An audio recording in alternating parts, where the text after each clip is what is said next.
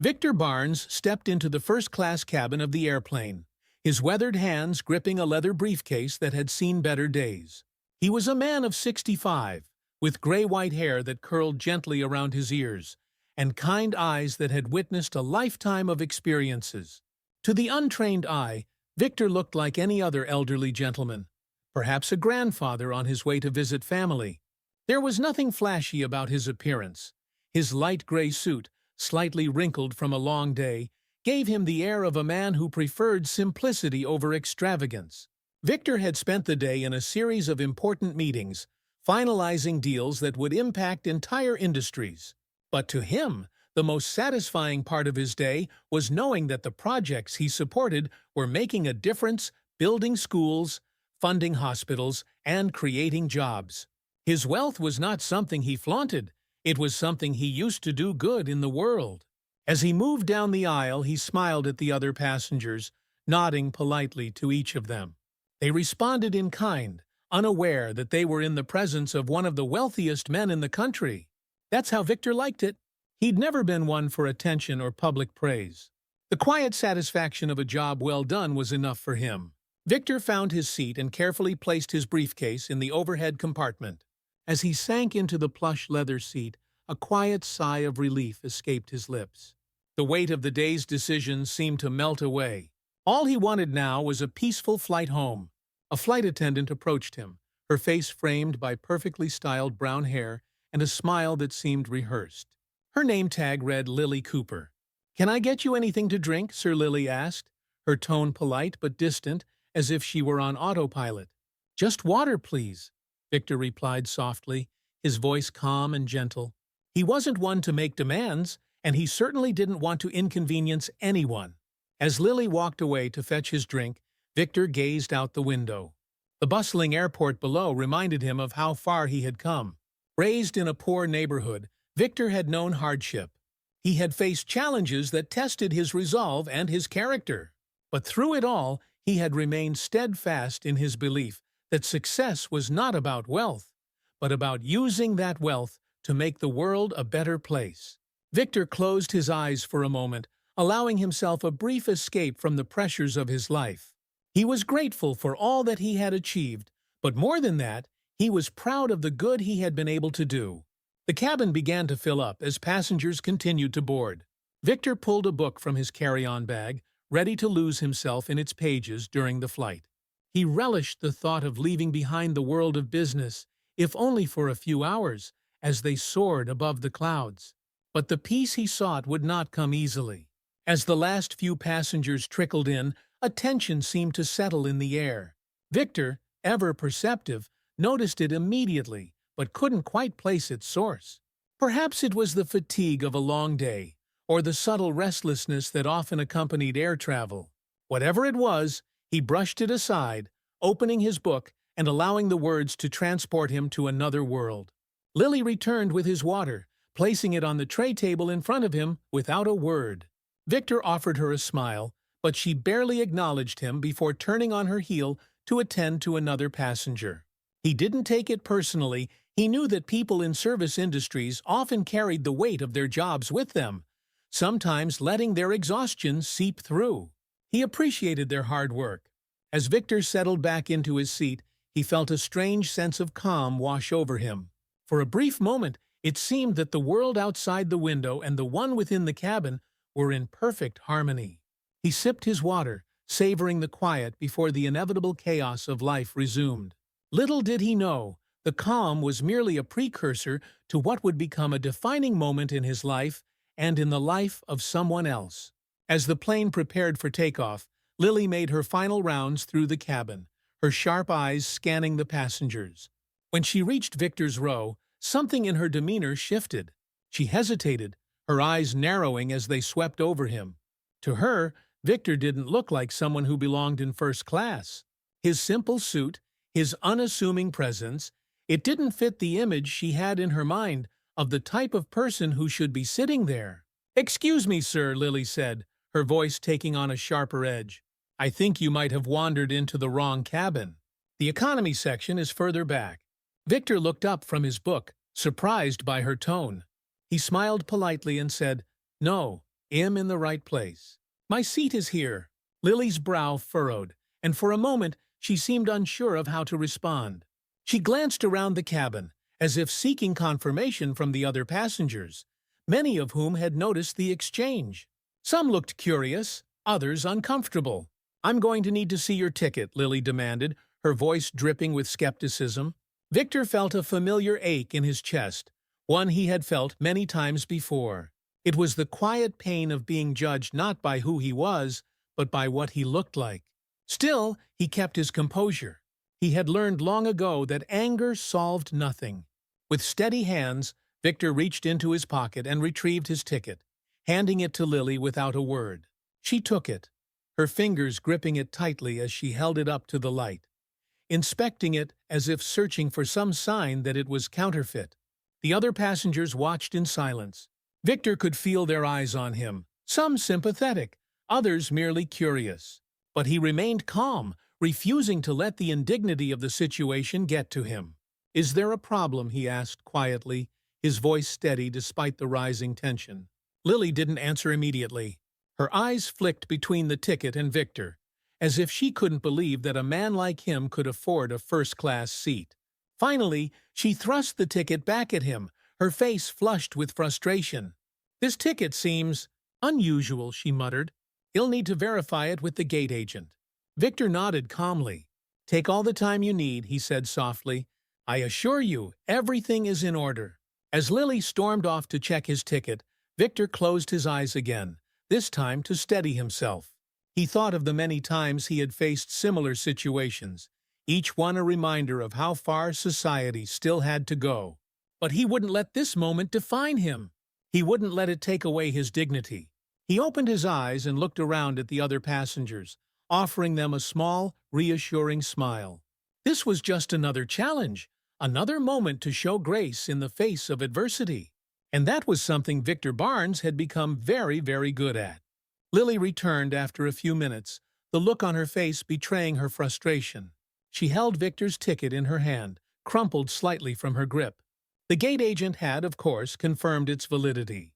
Victor watched her approach, his calm demeanor unchanged, but inside, he felt the familiar weight of disappointment settling over him. These moments, where someone like Lily saw only the color of his skin or the simplicity of his clothes and assumed the worst never got easier. "Here's your ticket," Lily said, thrusting it back toward him, her cheeks flushed. "But there must have been some mistake. Surely you meant to book a seat in coach?" Victor kept his smile polite. "No, Mom, this is my seat, and I'm quite comfortable right where I am." Lily's eyes darted around the cabin, noticing that the other passengers were beginning to pay even more attention. Her face turned a deeper shade of red, and she lowered her voice. "Sir, I must insist that you keep your voice down. You're being disruptive." Victor blinked, taken aback by the accusation. He had barely spoken above a whisper. "I assure you, I haven't raised my voice," he said softly, his tone still calm. But it was too late. Lily had made up her mind. She took a step back, her eyes narrowing in anger. "If you continue to cause trouble, I'll have no choice but to report this to the captain." Victor opened his mouth to respond, but before he could say a word, a soft ping came from his phone. He glanced down at the screen, reading a message that made his eyebrows rise slightly. The deal had gone through. His company had finalized the purchase of the airline's parent company, a deal he had been working on for months. A small, knowing smile played at the corners of his mouth as he locked his phone and placed it back in his jacket pocket. He looked up at Lily, who was still fuming. "Is there anything else I can help you with?" he asked, his voice measured and firm. Lily hesitated, clearly unsure of what to do next. She had expected him to be more combative, to make a scene, but Victor's calm demeanor left her off balance. With no more accusations to throw his way, she gave a curt nod and turned to leave.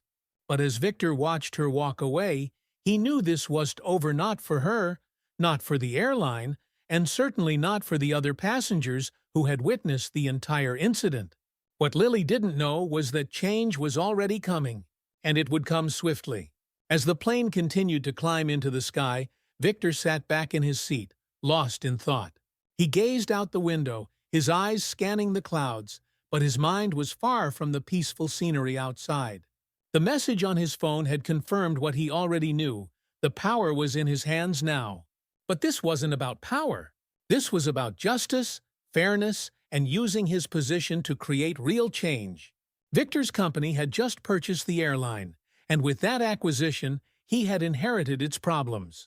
And Lily's behavior was a symptom of something much deeper, a toxic culture that had been allowed to fester within the airline's walls for far too long. Victor pulled out his phone again and began typing a message to his team. He needed a full report on the airline's history, customer complaints, employee grievances, anything that could give him insight into the systemic issues that were plaguing the company. He knew that Lily's treatment of him was not an isolated incident. It was the product of a broken system. He hit send and leaned back, his mind racing with plans for how to address the situation. He wasn't the type to make public spectacles or to seek out revenge.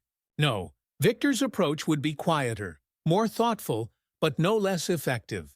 The airline needed a complete overhaul, and it would start with how they treated their customers. Meanwhile, as Victor planned his next steps, Lily was struggling to maintain her composure.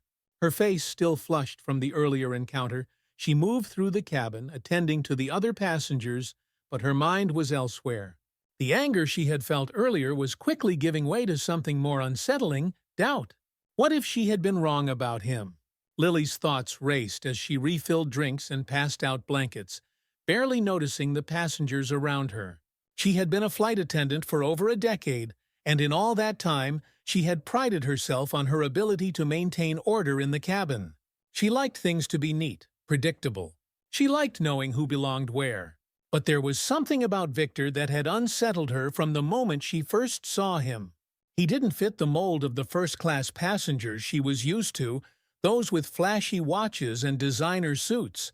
Victor had been different, and in her mind, that difference had meant he didn't belong.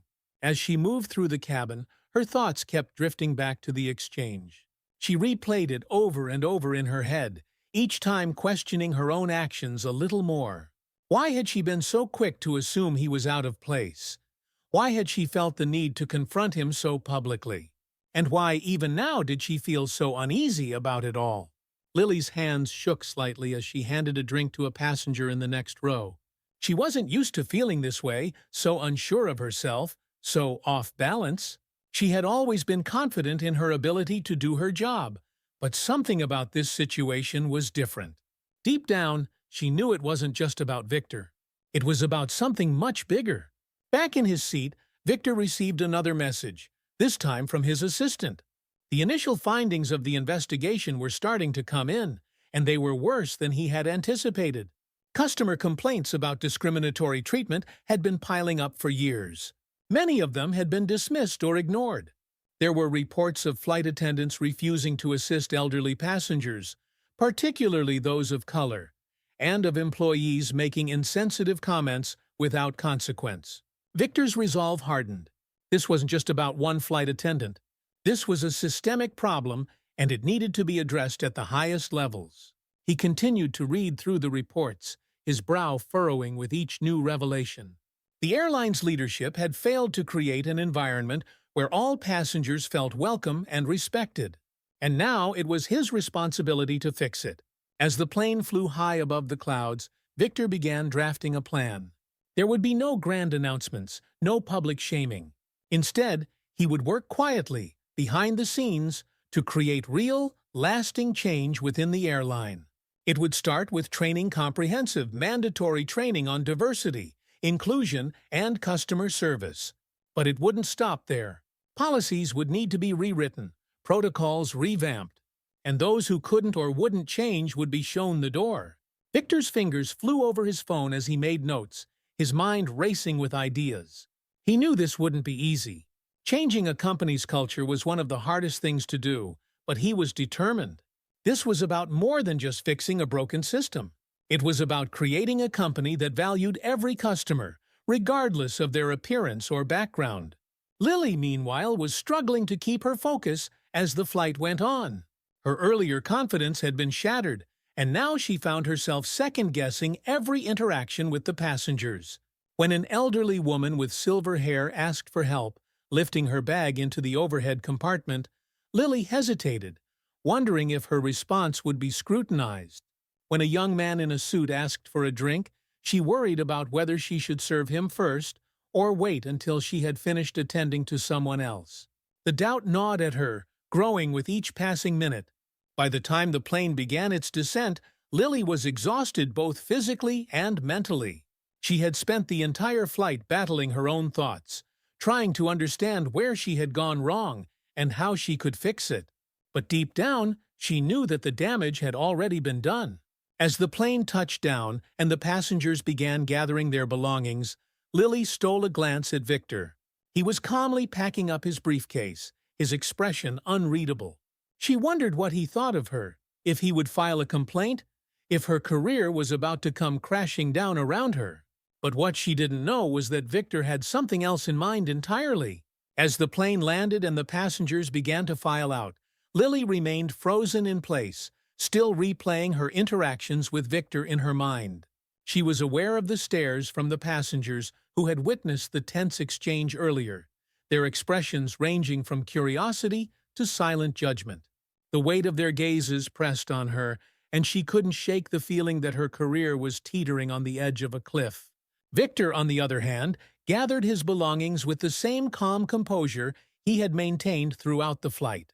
His demeanor remained unchanged, his expression steady, but his mind was focused. He had a plan in place, and while it wasn't about public humiliation, he knew Lily's reckoning had already begun. As Victor exited the plane, he nodded politely at Lily, offering her one final glance that was neither angry nor forgiving. It was simply measured, like a man making mental notes for the future. Lily avoided eye contact, her heart racing with uncertainty. Once Victor had left the plane, Lily's supervisor, Mark Peterson, approached her. His expression was stern, but there was an edge of discomfort to his voice. "Lily, can I speak with you for a moment?" Mark asked. Lily's heart sank. She knew what was coming. As the last few passengers exited the cabin, Mark led Lily to the side, away from the other flight attendants. He pulled out a clipboard and glanced over his notes before looking back at her. "I've been getting reports from the passengers, Lily," Mark began, his tone cautious. "There were several complaints about how you handled a particular passenger today. Do you know who I'm referring to?" Lily swallowed hard, nodding slightly. "Yes, sir," she whispered, her voice barely audible. Mark sighed. "This isn't the first time, Lily. We've had similar feedback before. We're going to need to take a closer look at your interactions today and evaluate your conduct." Lily's mind raced. This was worse than she had imagined. She had been a flight attendant for over a decade, and in all that time, she had never faced disciplinary action. But now, in just a few short hours, her entire career was hanging by a thread. "I understand," she managed to say, though her voice was shaky. "I didn't mean—" Mark raised a hand, stopping her mid-sentence. "We'll discuss this in more detail later. For now, take the rest of the day off. HR will be in touch with you soon." As Lily nodded and walked away, she felt her legs weaken beneath her. The embarrassment was overwhelming. She couldn't shake the feeling that every flight attendant, every passenger, had seen her humiliation. And now she would have to face the consequences of her actions. Back at his office, Victor sat at his desk, reviewing the full report his team had compiled on the airline. The evidence was damning countless instances of discriminatory behavior, lack of proper training, and poor handling of customer complaints. It was clear that the airline had been turning a blind eye to these issues for far too long. Victor's phone buzzed on his desk, and he glanced at the message. It was a follow-up from his legal team, confirming that the acquisition of the airline's parent company was now officially complete. The power was entirely in his hands. He leaned back in his chair, thinking about the events of the day. Lily's behavior had been unacceptable, but as he had suspected, it wasn't an isolated incident. The problems within the airline went far deeper than one flight attendant's poor judgment. And now it was up to him to fix it. Victor typed a quick email to his executive team, outlining the changes he wanted to implement immediately. There would be no delay in addressing these issues. Mandatory training on diversity and inclusion would be rolled out across the company. Customer service protocols would be revised to ensure that all passengers were treated with respect, regardless of their appearance. And any employee who failed to adhere to these new standards would face swift consequences. But for now, there was one more thing to take care of. Victor picked up the phone and called Janet Harper, the head of Human Resources. "Janet, I need you to fast-track the diversity and inclusion program we discussed," Victor said, his voice calm but firm. "And I have our first participant in mind." Janet listened intently as Victor explained his findings about Lily and his desire to include her in the program. She asked a few questions, but in the end, she trusted Victor's judgment. "Well, get started on this right away," Janet assured him. Victor hung up the phone, feeling a sense of resolve. He wasn't interested in revenge, but he was determined to use this opportunity to create real change. Lily's actions had sparked something bigger than just a reprimand, was the beginning of a transformation for the entire company. The next few days were a blur for Lily. She had been suspended from work, pending an investigation into her conduct. The shame of it all weighed heavily on her. She spent hours pacing her apartment, replaying the events of that fateful flight over and over again in her mind. She thought about Victor, the passenger she had treated so poorly. She hadn't known who he was at the time, but now that she did, the sting of her actions was even sharper. Victor Barnes, the billionaire philanthropist, a man who had built his empire from nothing, who was known for his generosity and kindness. And she had slapped him in front of everyone, based on nothing more than her own assumptions. Lily felt sick with regret. She hadn't meant for things to escalate the way they had. She hadn't intended to make Victor feel unwelcome or to question his place in first class. But now, as she reflected on her actions, she realized that her behavior had been driven by something much deeper, her own unconscious biases. For years, Lily had worked in an environment where first-class passengers were expected to look a certain way. Wealth was often equated with outward appearances, and anyone who didn't fit the mold was seen as out of place. But now, she was beginning to see how flawed that thinking was. As Lily sat in her apartment, her phone buzzed. It was a message from the airline's HR department, requesting that she attend a meeting the following morning. Her heart sank as she read the message, knowing that her fate would soon be decided. But what she didn't know was that the meeting would change her life in ways she could never have imagined. The next day, Lily arrived at the airline's headquarters, her nerves on edge. She had barely slept the night before, her mind consumed with worry about what the meeting would entail. As she walked through the glass doors of the building, her heart raced. This could be the end of her career, and she knew it. She was led into a conference room where Victor and Janet were waiting. Lily felt her stomach twist in knots as she sat down, her eyes darting nervously between the two of them. "Lily," Janet began, her voice calm but firm, "we've reviewed the incident that occurred on your recent flight with Mr. Barnes, and we've come to a decision."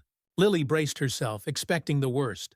"We're not going to terminate your employment," Janet continued.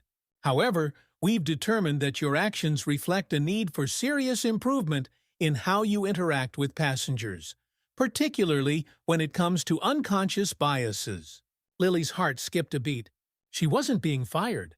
Relief washed over her, but it was quickly followed by a sense of confusion.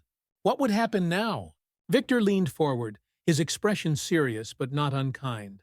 "Lily, I've been in your position before, not as a flight attendant, but as someone who has had to confront their own shortcomings," he said. "We all have biases, whether we realize it or not. But what matters is how we choose to address them."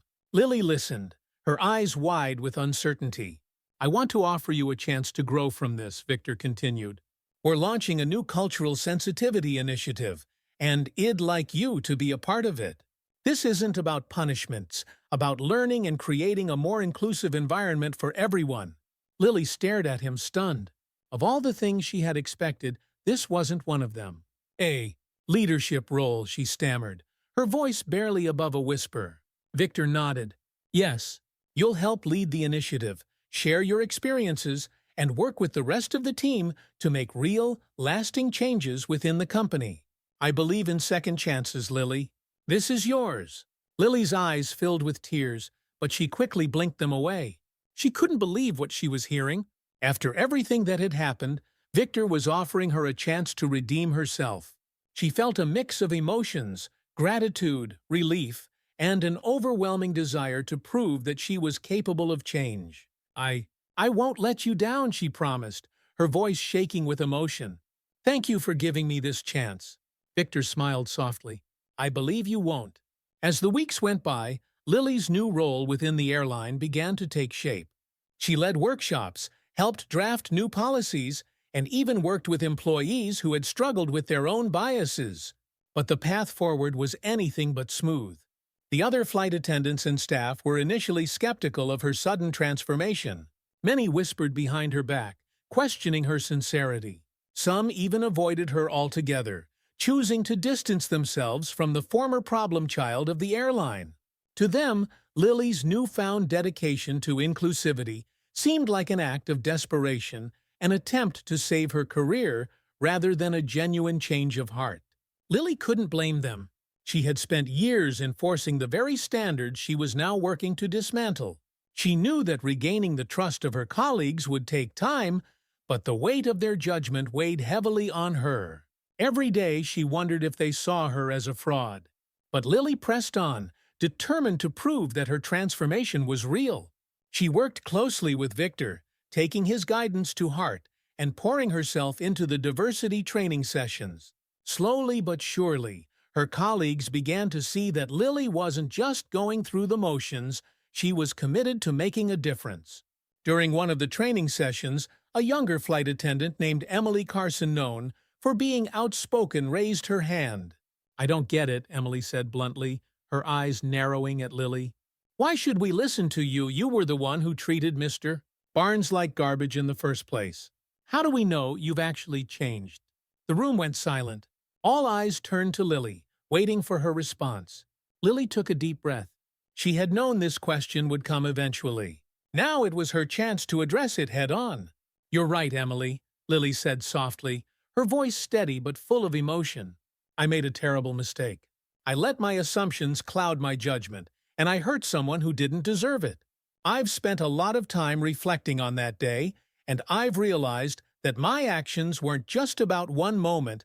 They were part of a bigger problem that's been festering in our company for years. Emily crossed her arms, still skeptical. So why are you the one leading this? Shouldn't it be someone who hasn't messed up like you did? Lily nodded, understanding Emily's point. I get that, and I don't expect anyone to just trust me right away. But I believe that real change comes from learning from our mistakes, not pretending they didn't happen. I'm not proud of what I did, but I'm committed to making things right, not just for Mr. Barnes, but for all of us. I want to be part of the solution. The room remained silent for a moment longer, but Lily could see the gears turning in Emily's mind. Finally, Emily gave a reluctant nod. Okay, she said, I'll give you a chance. Lily smiled, grateful for even the smallest step forward. As Lily continued her work, the airline's culture began to shift. Employees who had once dismissed diversity and inclusion as mere buzzwords started to engage with the new initiatives. Flight attendants began discussing their own experiences with bias, both as victims and perpetrators. The changes weren't immediate, but they were tangible. Victor watched from the sidelines, pleased with the progress.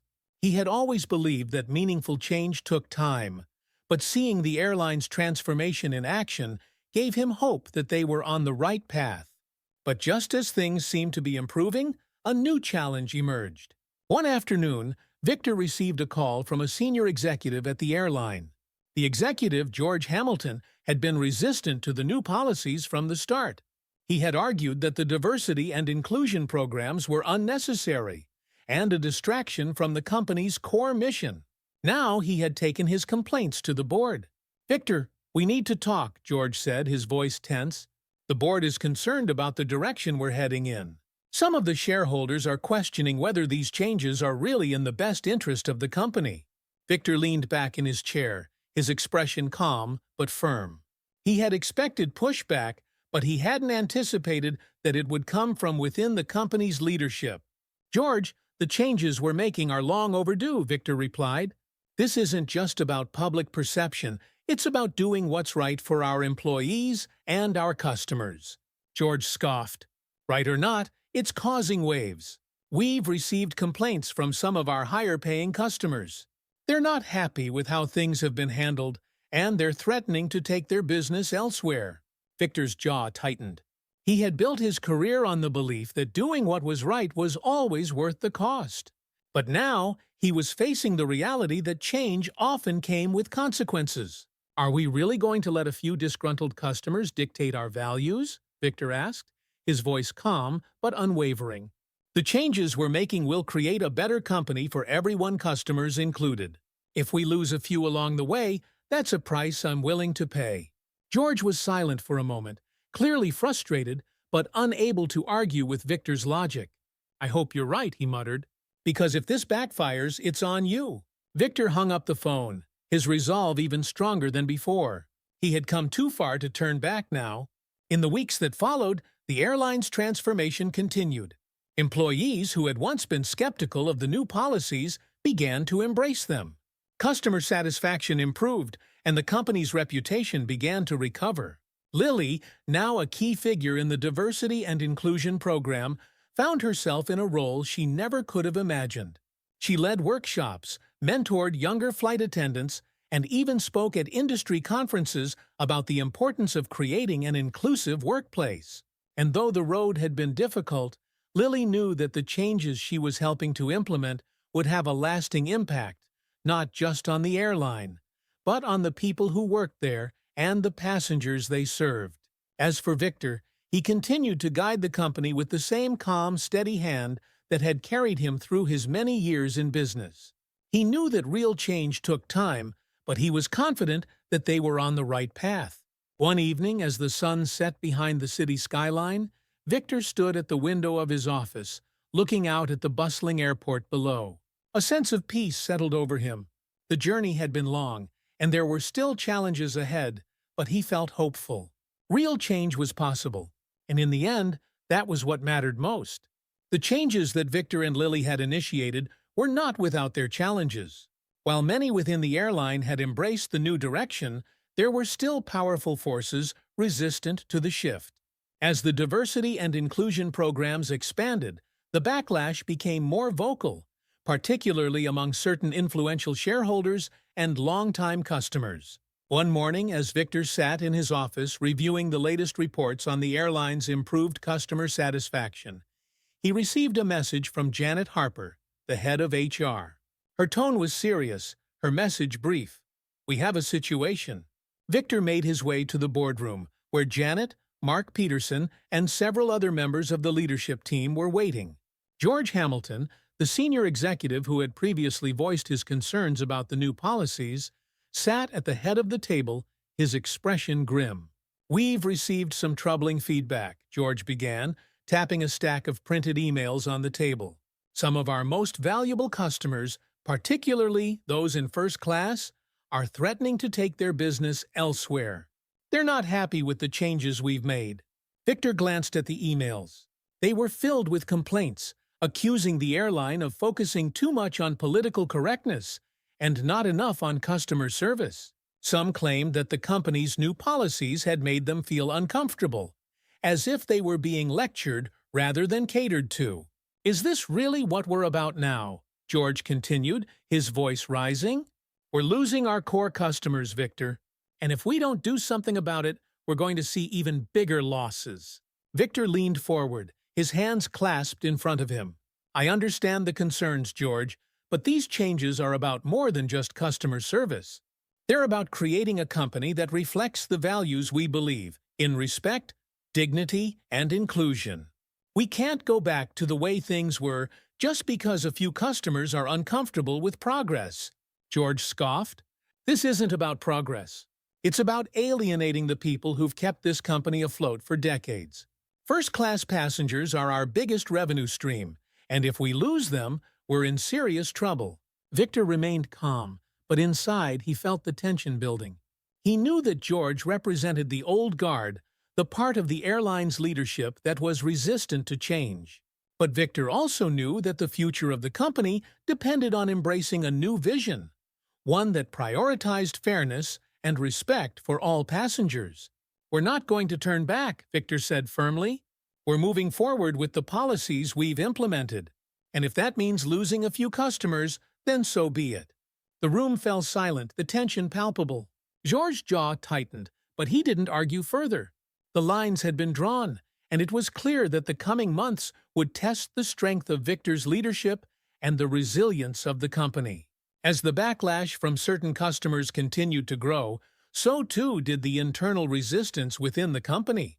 Some employees, particularly those who had been with the airline for many years, felt uncomfortable with the changes. They saw the new policies as a challenge to the old way of doing things, a way of doing things they had come to rely on. Lily, now a leader in the diversity and inclusion program, found herself at the center of this internal conflict. While many of her colleagues had come to respect her for her transformation, there were still those who resented her new role. One afternoon, after leading a particularly heated workshop, Lily overheard two flight attendants talking in the break room. "I don't get it," one of them, Diane, said. "Why does Lily get to tell us how to do our jobs now? She was the one who caused all the trouble in the first place." "I know," the other, Megan, agreed. "It's like she's using this whole thing to climb the corporate ladder. I'm sick of all this diversity nonsense. We're here to fly planes, not to preach." Lily felt a pang of hurt but didn't confront them. Instead, she quietly left the room, knowing that there was still a long way to go before the culture of the airline truly changed. She had expected resistance, but hearing it firsthand from her colleagues was difficult. It reminded her of the mistakes she had made and how deeply entrenched the old ways were. That evening, Lily sat in her apartment, reflecting on the challenges she was facing. The work was harder than she had imagined. She was constantly questioned, second-guessed, and judged, not just by the customers, but by her own peers. The weight of it was overwhelming at times, and she wondered if she was strong enough to continue. But then she thought of Victor, of the trust he had placed in her. He had given her a second chance when no one else would, and now it was up to her to prove that his faith in her wasn't misplaced. Taking a deep breath, Lily resolved to keep going. Change wasn't easy, but she had learned that the most important things in life never were. As the months went on, the tension within the airline continued to escalate. The backlash from high-paying customers reached a boiling point, with several prominent business executives publicly announcing their decision to switch to competing airlines. The media caught wind of the controversy, and soon the story was all over the news painting the airline as a company in crisis, torn between its progressive policies and its bottom line.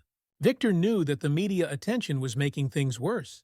Every decision he made was now scrutinized, every step forward challenged by those who felt the company had gone too far. One evening, Victor sat in his office reviewing the latest reports. The financial impact of the backlash was beginning to show. Profits were down, and the company was struggling to maintain its once loyal customer base. Janet Harper knocked on the door, her expression somber as she entered. "We're losing ground," she said, handing Victor the latest financial figures. "The board is getting nervous. They're starting to wonder if the changes we've made are sustainable." Victor sighed, rubbing his temples. He had anticipated challenges, but he hadn't expected the resistance to be this fierce. Still, he wasn't ready to give up. "We're doing the right thing," Victor said, more to himself than to Janet. "This is what needs to happen. We can't let fear guide us." Janet nodded, but her face remained troubled. "I believe in what we're doing, Victor. But I'm worried that we might not have enough time to turn things around before the board forces our hand." Victor leaned back in his chair, staring out the window at the city lights below. He had always known that change came with a cost, but now he was faced with a choice: stay the course and risk losing the company he had fought so hard to improve, or make concessions to appease those who wanted to return to the old ways. It was a difficult decision, one that weighed heavily on him. But deep down, Victor knew that there was only one path forward. The breaking point came sooner than anyone expected. One morning, Victor received a notice from the board of directors. They were calling an emergency meeting to discuss the future of the company. The letter was brief but clear. There were concerns about the financial viability of the new direction and changes needed to be made. Victor knew what this meant. The board was prepared to force his hand, to make him roll back the very policies he had worked so hard to implement. As he prepared for the meeting, Victor felt a deep sense of unease. He had fought for change, for progress, but now it seemed like it was slipping away. The weight of responsibility pressed down on him, and for the first time in a long while, he wondered if he had miscalculated. The meeting was tense from the start. George Hamilton, along with several other board members, made it clear that the company's financial situation was untenable. They presented a plan to scale back the diversity and inclusion initiatives, arguing that the company's future depended on winning back its high-paying customers. Victor listened quietly, his hands resting on the table in front of him. When it was his turn to speak, he stood, his voice calm but firm. "I understand the concerns," Victor said, meeting each board member's gaze. "But we didn't start these changes just to back down when things got tough. We're building something better, here's something that will benefit everyone, not just a select few." George shook his head. "Victor, this isn't about ideals. It's about keeping the company alive. If we don't make these changes, we're going to lose everything." Victor paused, considering his words carefully. "We'll lose everything if we abandon our values. If we go back to the old ways, we're telling our employees and our customers that we don't care about them. And that's not a company I want to lead." The room fell silent. After a long pause, George spoke again. "Then you leave us no choice." Victor left the boardroom knowing that the battle was far from over. The board had voted to roll back many of the changes he had put in place, and while they hadn't forced him out as CEO, he knew that his position was more precarious than ever. That evening, as he sat alone in his office, Victor thought about the journey that had brought him to this point. He had always believed in doing what was right, even when it was difficult. But now, faced with the reality of losing the company he had worked so hard to transform, he wondered if he had made the right choice. Had he pushed too hard, too fast? Or was this simply the price of progress? As the sun set behind the skyline, Victor made a decision. He would not back down. He would continue to fight for the changes he believed in, no matter the cost. Because in the end, the only thing that mattered was making the world a better place. The next few weeks were a whirlwind of challenges for Victor and Lily.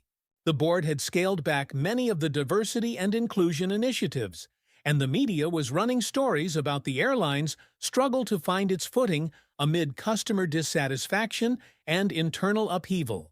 But despite the mounting pressure, Victor remained resolute.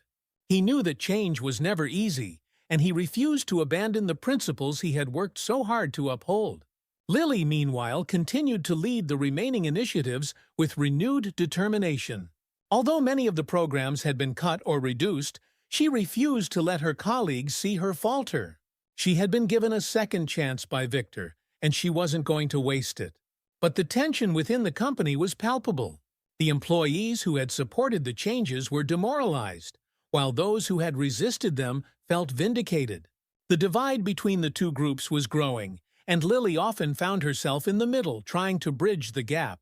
One afternoon, as she sat in her office reviewing training materials, she received a call from Emily Carson, the young flight attendant who had initially been skeptical of Lily's role in the diversity initiatives. "Lily, can we talk?" Emily's voice sounded hesitant, almost vulnerable. "Of course, Emily." "What's on your mind?" Lily replied. There was a brief pause before Emily spoke again. "I didn't get it before. I didn't understand why all of this was so important. But after everything that's happened, I'm starting to see things differently. I wanted to thank you for not giving up, even when people like me doubted you." Lily was momentarily speechless. She had faced so much resistance from her colleagues that hearing Emily's words felt like a small but significant victory. "Thank you for saying that, Emily. It means more than you know," Lily said, her voice thick with emotion. "This isn't about me, it's about all of us, and the kind of company we want to work for." Emily sighed. "I know, and I want to help. Whatever you need, I'm here." As Lily hung up the phone, she felt a renewed sense of purpose. The fight wasn't over, but moments like these reminded her that change was happening, even if it was slower than she had hoped. Just as things seemed to be settling down, a new crisis emerged, one that threatened to undo everything Victor and Lily had worked for. One of the airline's largest corporate clients, Albright Enterprises, announced that they would be severing their contract with the airline due to concerns about the company's direction.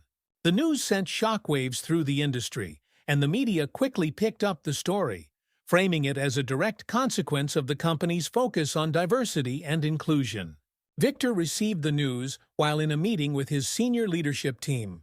The room fell silent as they read the press release from Albright Enterprises, which cited the airline's alienation of high-value customers as the reason for their decision. "This is bad," Mark Peterson said, his face pale. "Albright is one of our biggest clients. If they leave, others might follow." Victor nodded, his jaw tight. He knew the stakes. Albright's departure wasn't just about the loss of revenue. It was a symbolic blow that could encourage other corporate clients to do the same. "We need to address this head-on," Janet Harper said. "If we let this narrative control the conversation, it's going to spiral out of control." Victor stood up, pacing the room. "We're not going to let fear dictate our decisions. We're going to reach out to Albright and see if we can salvage the relationship. But we're not going to compromise on our values." The team looked at him, a mixture of concern and respect in their eyes. They knew that Victor was walking a fine line between standing firm and keeping the company afloat. But they also knew that his commitment to doing the right thing was unwavering. Victor arranged a meeting with Charles Albright, the CEO of Albright Enterprises. He knew that this would be his last chance to convince the company to stay on board. But he also knew that he couldn't sacrifice the airline's progress in exchange for financial security. The meeting took place in a sleek, modern conference room at Albright Enterprises headquarters. Charles, a tall man with silver hair and a steely gaze, sat across from Victor, his expression unreadable. "Victor," Charles began, his tone formal, "I'll be honest with you. I'm concerned about the direction your company is taking. We've heard from our executives, and many of them are uncomfortable with the changes you've implemented. They feel like the focus on diversity is taking away from the core business." Victor met his gaze evenly. "I understand your concerns, Charles. But let me ask you this. What kind of company do you want to do business with? One that prioritizes the comfort of a few, or one that values the dignity and respect of all its customers and employees?" Charles frowned. "We're in the business of making money, Victor. Our clients expect the best service, and right now, they're not happy." Victor leaned forward, his voice calm but firm. "Service isn't just about making people feel comfortable, Charles. It's about treating everyone with respect, regardless of their background. That's what we're building at this airline, and I believe that's what will set us apart in the long run." There was a long pause as Charles considered Victor's words. "You're asking me to take a risk," Charles said finally. Victor nodded. "Yes, I am. But I believe it's a risk worth taking. We're creating a company that people will be proud to do business with, not just because of our services, but because of our values." For a moment it seemed like Charles might be swayed. But then he shook his head, his expression hardening. "I'm sorry, Victor. We've made our decision." Victor's heart sank, but he kept his composure. "Thank you for your time, Charles," he said, standing up to shake his hand. As Victor left the office, he knew that the loss of Albright Enterprises would have serious consequences. But he also knew that he had done everything he could to stand by his principles. And in the end, that was what mattered most. The loss of Albright Enterprises was a blow, but it wasn't the end. In the months that followed, the airline faced additional challenges. More corporate clients left. Profits dipped, and the media continued to scrutinize the company's every move. But despite the setbacks, Victor and Lily persisted. Slowly but surely, the airline's new values began to take root. Employees who had once been skeptical of the diversity and inclusion programs now embraced them. Flight attendants who had resisted the changes started to see the benefits of creating a more inclusive environment for passengers. Customer satisfaction began to improve, and the company's reputation started to recover. More importantly, the airline became a place where employees felt valued and respected, regardless of their background. One afternoon, as Lily was preparing for a training session, she received a message from Victor. "Come to my office," it read. "Curious? Lily made her way to Victor's office, where he was sitting at his desk, reviewing the latest reports. "I wanted to show you something," Victor said, handing her a sheet of paper. It was a letter from a passenger, a black woman who had recently flown with the airline. The letter was filled with gratitude. The woman explained how she had always felt uncomfortable flying first class, worried that she didn't belong. But on her last flight, the flight attendants had treated her with kindness and respect, making her feel like she truly belonged. "This is why we do what we do," Victor said, his voice soft but full of conviction. "It's not about the money. It's about making a difference." Lily smiled, feeling a sense of pride and fulfillment she had never felt before. As the airline continued to recover, Victor began to think about the future. He had always known that his time as CEO wouldn't last forever. And now, after years of leading the company through its most challenging period, he felt it was time to step back. In a meeting with the board, Victor announced his decision to retire. The news was met with surprise, but also with respect. Everyone knew that Victor had transformed the airline, not just as a business, but as a place where people were treated with dignity and respect. "I'm leaving the company in good hands," Victor said, his eyes resting on Lily, who had been promoted to a senior leadership position. "The work we've done here is only the beginning. I have no doubt that this company will continue to thrive." As Victor left the boardroom for the last time, he felt a sense of peace. He had fought for what he believed in, and though the journey had been difficult, he knew that the airline was better for it. Epilogue. A new beginning. Several months later, Lily stood in front of a group of new flight attendants, preparing to lead another training session. As she looked out at the eager faces in the room, she couldn't help but reflect on how far she had come. She had made mistakes that had nearly cost her everything.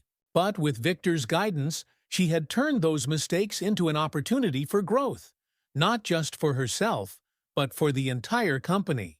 As she began the session, she thought about Victor's legacy and the values he had instilled in the airline. His commitment to doing what was right, even when it was hard, had changed the company forever. And now it was up to Lily to carry that legacy forward. "Every interaction we have with a passenger is an opportunity," Lily said, her voice steady and confident. "An opportunity to make someone feel valued, respected, and welcome. Let's make the most of it."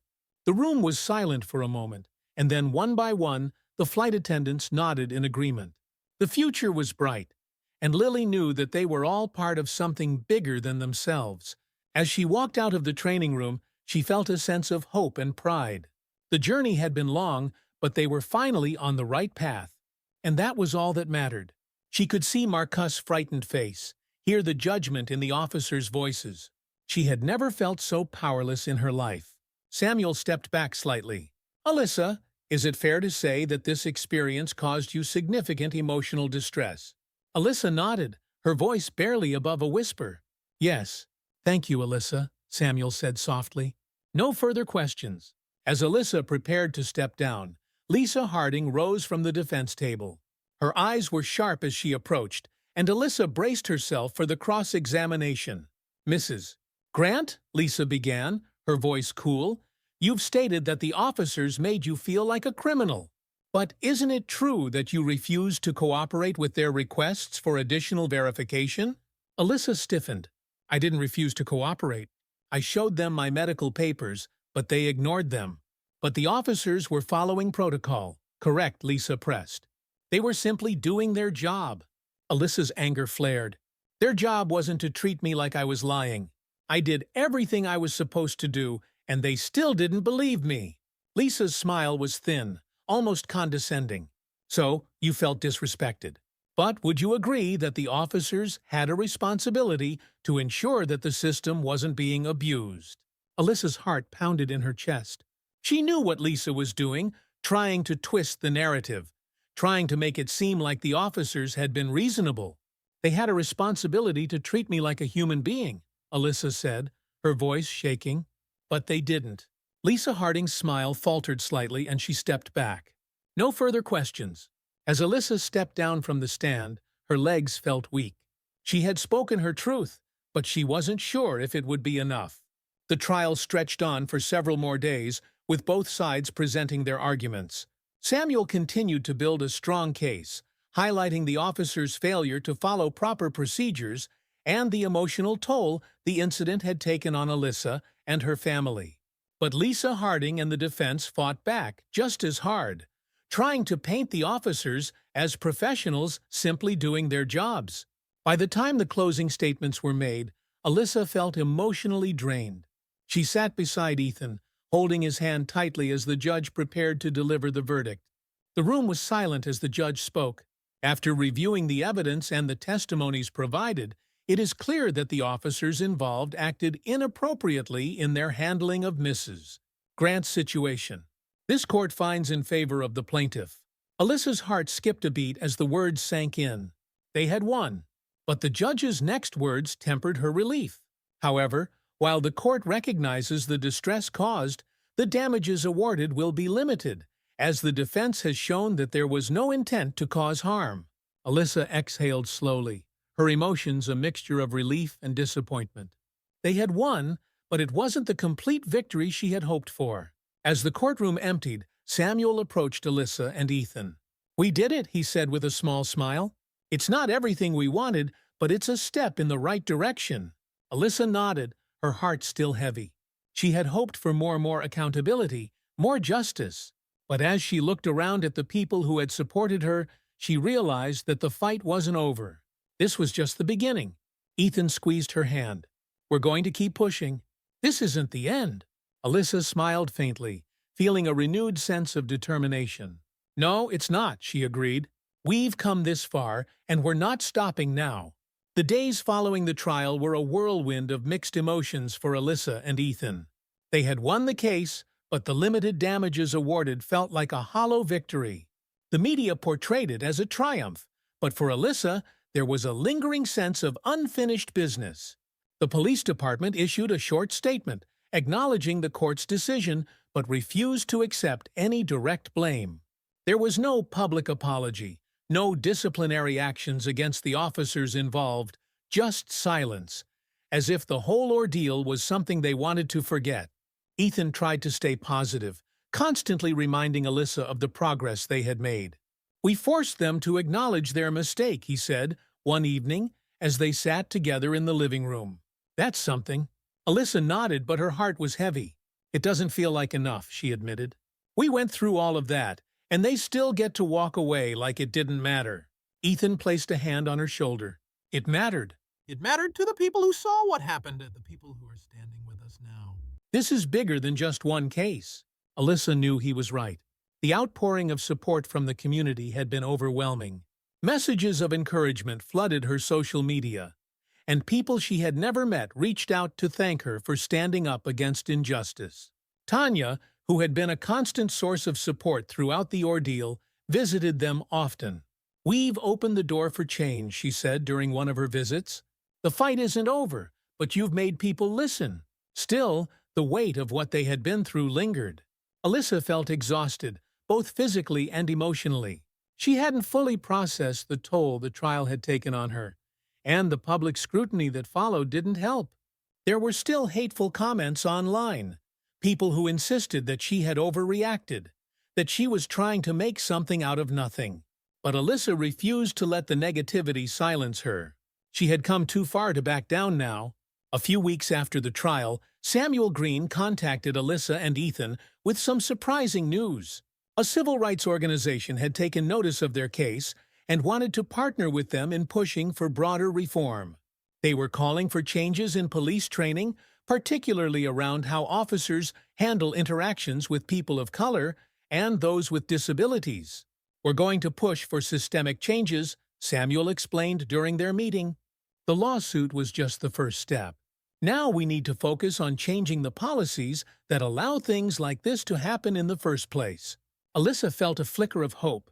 This was exactly what she had wanted, the chance to prevent others from going through what she had experienced. Tanya was equally enthusiastic. "Well, organize another rally," she said, her eyes alight with determination. "This time, we're not just demanding justice for you. We're demanding changes that will protect everyone." The rally, held in front of the courthouse, drew even larger crowds than the first one. Alyssa stood at the center of it all, feeling the energy of the people around her, people who believed in what she was fighting for, people who wanted to see real change. This time, Alyssa felt stronger. She wasn't just fighting for herself anymore. She was fighting for the countless others who had been silenced, ignored, and mistreated. As she took the stage to speak, the crowd quieted. Alyssa's voice rang out clear and steady. "I stood here months ago to tell you my story. Today, I'm here to tell you that the fight for justice isn't over. It's not just about what happened to me. It's about what happens every day to people who look like me, people who live with disabilities, people who are treated like they don't belong." The crowd cheered, their voices rising in support. "We deserve to be treated with dignity and respect, no matter who we are or where we come from," Alyssa continued. "And we won't stop until the system changes, until officers are held accountable, until our communities feel safe, and until everyone is seen for who they are, not just the assumptions made about them." As the rally continued, Alyssa felt a renewed sense of purpose. She knew there was still a long road ahead, but she also knew she wasn't walking it alone. In the months that followed, Alyssa and Ethan's lives slowly began to return to a sense of normalcy. The teenagers exchanged glances, clearly uncomfortable under Jake's stern gaze. But Alyssa's fight for justice didn't end, it simply shifted. She and Ethan became advocates, speaking at events, partnering with civil rights organizations, and working with local lawmakers to push for reforms in police training. Their case became a touchstone for broader conversations about race, disability, and the treatment of marginalized communities. For Alyssa, the most important change was within herself. She had gone from feeling powerless to finding her voice, and now she was using that voice to help others. Her strength, which had been tested in ways she never imagined, had only grown stronger. One evening, as Alyssa and Ethan sat on the porch watching Marcus play in the yard, she felt a sense of peace that had eluded her for so long. "I didn't think we'd get here," Alyssa said quietly, leaning her head against Ethan's shoulder. Ethan smiled, wrapping his arm around her. "We've come a long way."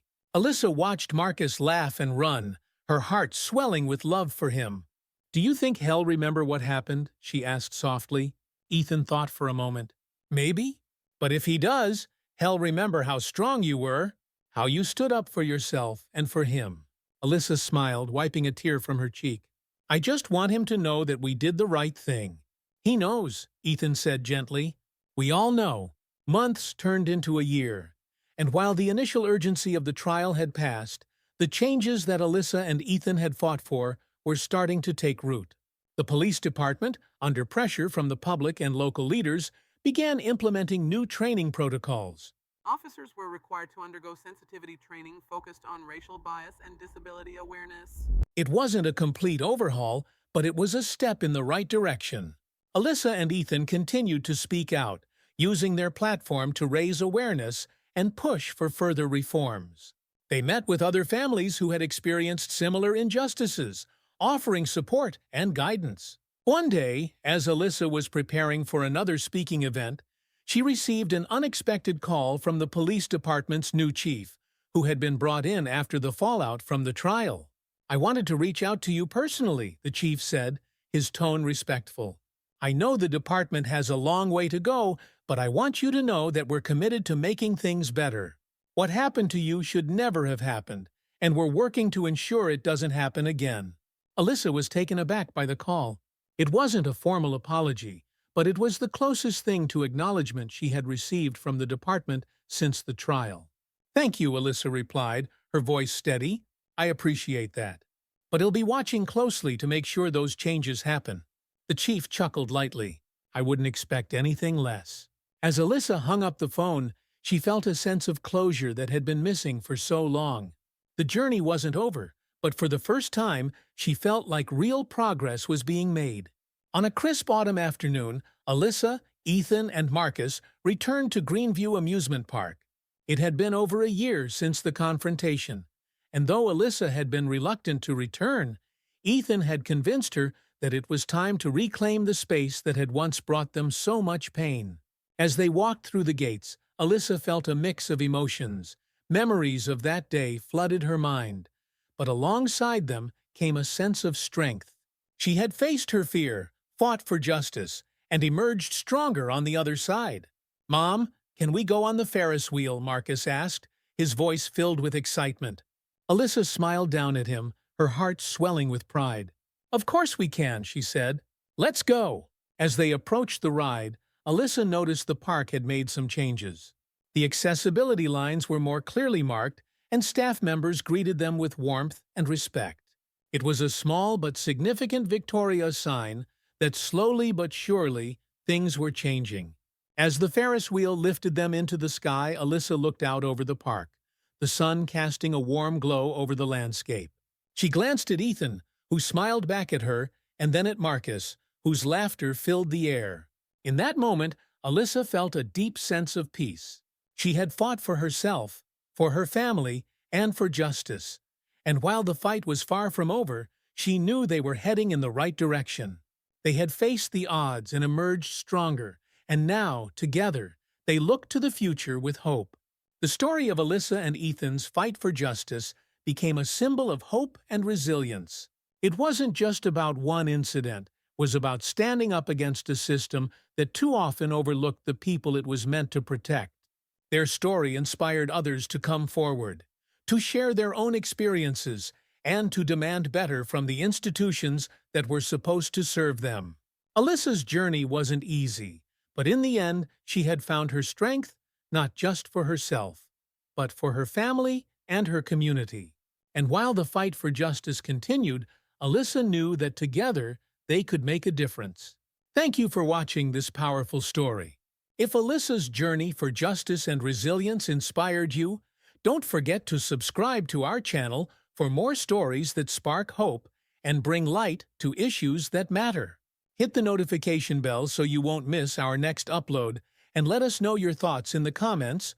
Your voice matters in the ongoing fight for change. Stay tuned for more stories that uplift, inspire, and push for a better tomorrow. He paused, locking eyes with the jury.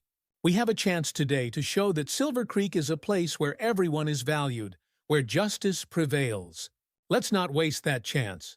The jury's decision, when it came, was a victory for Ethan's client and for the town as a whole. The verdict sent a clear message: Silver Creek was ready to move forward, to embrace the values of equality and justice that Ethan and Nia had fought so hard for. The victory in the courtroom marked the beginning of a new chapter for Silver Creek. Slowly but surely, the town was becoming a place where people felt safe to speak out, to stand up for what they believed in. It wasn't perfect. There were still moments of tension, still pockets of resistance, but the progress was undeniable. Ethan and Nia, though still facing challenges, felt a sense of peace they hadn't known in a long time. They had fought for their love, for justice, and for the future of Silver Creek, and now they were seeing the fruits of their labor. One evening, as they sat together on their porch, watching the sun dip below the horizon, Ethan turned to Nia, a soft smile on his lips. "You know," he said, his voice filled with affection, "when I first met you, I had no idea how much my life would change." Nia chuckled, resting her head on his shoulder. "You had no idea how much you'd change mine." Ethan wrapped his arm around her, pulling her close. "We've come so far. Sometimes I still can't believe everything we've been through." Nia nodded, her heart full.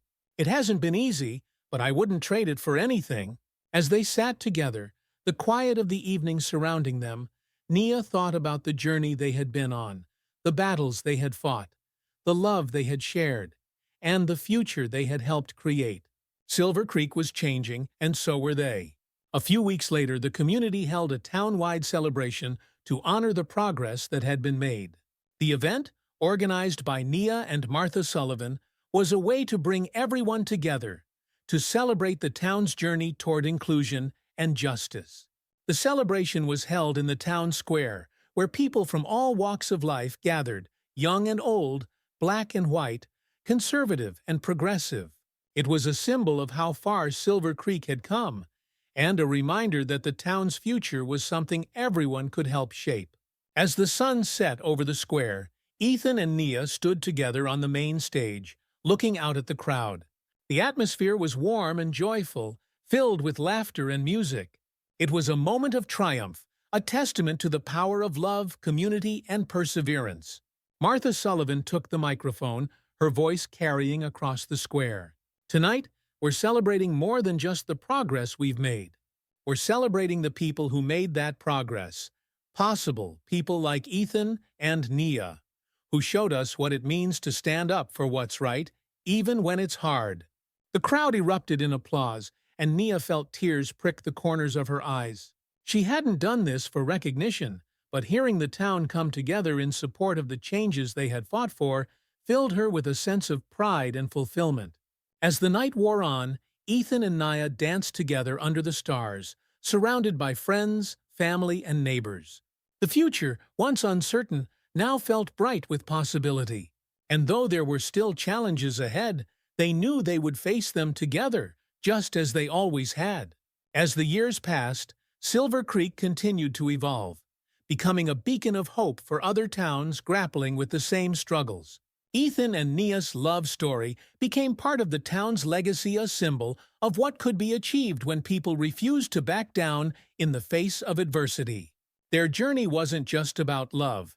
It was about standing up for justice, for fairness, and for the belief that everyone, no matter their background, deserved to be treated with dignity and respect. In the end, Silver Creek had become a place where people from all walks of life could live, love, and grow. And though the road had been long and hard, it had been worth every step. Ethan and Nia, together, had built a legacy of love and hope, one that would endure for generations to come. If you enjoyed this story and want to hear more about love, justice, and the power of standing up for what's right, don't forget to hit the subscribe button and turn on notifications. By subscribing, you'll stay updated on all our latest content. Thanks for your support, and remember, love and justice always prevail. He stood up and walked over to the window, looking out at the world beyond. The sunlight filtered through the trees, casting long shadows across the yard. It was a beautiful day, full of possibility. And as Derek looked out, he felt a deep sense of hope for the future, not just for himself and his family, but for the world they were all helping to shape. Mia and Marcus ran into the room, their laughter filling the air as they played a game of tag around the furniture. Jessica followed close behind, her smile bright and warm. Derek turned away from the window and watched his family, feeling a deep sense of contentment. They were his reason for everything, for standing tall in the face of adversity, for sharing his story, for doing his part to make the world a better place. And as he looked at their faces, full of love and laughter, Derek knew that the future was bright. It wouldn't always be easy, but it was full of potential, full of opportunities to learn, to grow, and to create a world where empathy and understanding prevailed. In the end, that was all he could ask for. As the day wound down, Derek sat back at his desk, reflecting on everything that had transpired over the last few months. From the confrontation at the electronics store to the inspiring conversations with young people, he had witnessed firsthand how one small action could create lasting change. Every step forward mattered. He logged into his blog and drafted another post, this time focusing on the idea of speaking out, of standing up for what's right. He knew there was more work to do, always more people to reach, more stories to tell. But he felt confident that he was on the right path. As Derek prepared to hit publish, he paused, thinking of everyone who had been following his journey. If you've been inspired by this story and want to be part of a community that stands up for empathy, justice, and change, don't forget to subscribe to the blog. Join the conversation, share your thoughts, and stay tuned for more stories about making a difference one step at a time. Together, we can build a future that's brighter for everyone. Satisfied, Derek hit the publish button and leaned back in his chair. The work wasn't done, but with every new subscriber, every person who read and connected with his message, he knew they were getting closer to the world they all deserved. And that was worth everything. Jason looked out at the horizon, the sun setting over the rooftops of the homes they had helped create. This is what it's all about, isn't it? Mia smiled, leaning into him. Yes, it is. They stood there, hand in hand, knowing that they had left a legacy of hope and change. Their fight for housing justice wasn't over, but they had come so far, and the future was brighter than ever. If you enjoyed this story and want to hear more about inspiring journeys, don't forget to like this video and subscribe to our channel. Hit the notification bell so you never miss an update on the latest stories of change, justice, and hope. Subscribe today and join us as we continue to explore stories that make a difference. The company had to choose a side. Either it stood for the values of fairness and inclusion, or it would continue to enable discriminatory practices. "We're prepared to take this to court," Olivia said, her tone firm. "But we'd prefer to resolve this internally, with full accountability and corrective action." Jenna Riley's actions have been damaging to both the company and its passengers. It's time for her to take responsibility. Jenna's lawyer, Robert, leaned forward, his voice firm but clearly on the defensive. "Ms. Brooks, Miss Carter, I think we can all agree that this situation has been difficult for everyone involved. But let's not lose sight of the fact that Jenna was acting within her role as a flight attendant, trying to ensure the safety and comfort of all passengers." Ava cut him off again, her patience wearing thin. "No, Mr. Marston, this isn't about safety or comfort. This is about respect, about human dignity, and the fact that you're still trying to frame it otherwise tells me you don't understand the gravity of what's happening here." She turned her gaze back to Jenna, her voice softening but still carrying the weight of her conviction. "Jenna, I'm giving you the opportunity to own up to what you did. To admit that what happened on that flight and in other instances it was wrong. This is your chance to make things right, not just for me, but for everyone who has been affected by your actions." For a moment the room was silent. Jenna's face was tense, her fingers gripping the arms of her chair. Ava could see the internal battle playing out in her eyes, the fear of losing everything she had worked for, the stubbornness of not wanting to admit fault, and perhaps, just beneath the surface, the faint flicker of remorse. Jenna's lawyer leaned in to whisper something to her, but Ava could see that the real struggle was happening within Jenna herself. After what felt like an eternity, Jenna finally spoke, her voice low and unsteady. I didn't mean to hurt anyone," Jenna said, her eyes downcast. "I was just trying to do my job." Ava didn't respond immediately, allowing Jenna to continue. "I've worked for this airline for years, and I always thought I was doing the right thing," Jenna said, her voice breaking slightly. "But I see now that I wasn't thinking about how my actions affected people. I was wrong." Ava remained silent, waiting. "Really bad." Jenna looked up, meeting Ava's eyes for the first time. "I'm sorry, Ava. I really am. I didn't see it before, but I do now, and I'll do whatever it takes to make things right." Ava nodded, the weight of the moment settling in her chest. Jenna's apology was far from perfect, and there was still a long road ahead. But it was a start, a necessary step toward accountability and healing. "We'll discuss the terms of a resolution," Olivia said, her voice cutting through the silence. "But we expect full cooperation moving forward. This isn't just about closing the case, it's about making sure that this never happens again." Jenna nodded, her shoulders slumping slightly as the reality of the situation sank in. Her lawyer remained quiet, clearly aware that the fight had shifted in Ava's favor. Ava glanced at David and the other executives, who were still processing the gravity of what had just unfolded. There was no going back now. The company had reached a crossroads, and Ava had made it clear which path they would be taking. "This isn't the end," Ava said quietly, addressing the room. "It's the beginning of something better. We're going to rebuild this company from the ground up, and that starts with owning our mistakes and making real changes." The meeting adjourned shortly after, and as the others filed out of the room, Ava remained seated for a moment, letting the quiet settle around her. It wasn't victory, not yet. There was still so much work to be done. But it was a step forward. A step toward creating a culture that truly reflected the values she had always believed in. As Olivia packed up the last of the documents, she looked over at Ava, a small smile playing at the corners of her lips. "You did it, Ava. We're moving in the right direction." Ava exhaled slowly, nodding. "We are, but we're not done yet." Ava Brooks sat in the quiet of her office, watching the early morning light filter through the glass windows. The confrontation with Jenna Riley had been a turning point, But now the real work began, the aftermath. The company was poised on the edge of a transformation, and Ava could feel the weight of responsibility pressing down on her. This wasn't just about her personal vindication. It was about changing an entire system.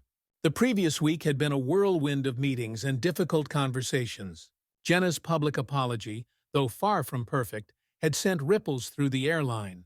For the first time, employees were openly talking about the culture that had silently permeated the company for years. Some were uncomfortable with the shift, while others, particularly those who had quietly suffered, began to feel hopeful that real change was coming. Ava's phone buzzed on her desk, breaking her from her thoughts. It was a message from Olivia. "Court ruled in our favor. Formal settlement agreement being drafted. We can discuss terms today." Ava's heart skipped a beat. They had won. After months of legal battles, emotional strain, and seemingly endless meetings, the court had ruled in their favor. Jenna Riley would face formal consequences for her actions, and the airline would be held accountable for its role in allowing discriminatory behavior to persist. But more importantly, this legal victory meant that the reforms Ava had been pushing for could no longer be brushed aside. Ava leaned back in her chair, closing her eyes for a moment as the weight of the news settled in. It wasn't just about the legal victory, it was about the validation of everything she had fought for. The truth had been laid bare, and now the company had no choice but to move forward with the comprehensive changes she had envisioned. Later that afternoon, Ava and Olivia met with the airline's legal and executive teams to finalize the terms of the settlement. David Harrington, the chief operating officer, sat across from them, looking more composed than he had in previous weeks. Ava could sense that the reality of the situation had finally sunk in for him.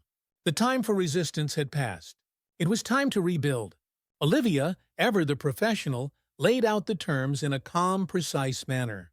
As part of the settlement, the airline will implement mandatory diversity and inclusion training for all employees, starting at the executive level and extending to every member of staff, from flight attendants to ground crew.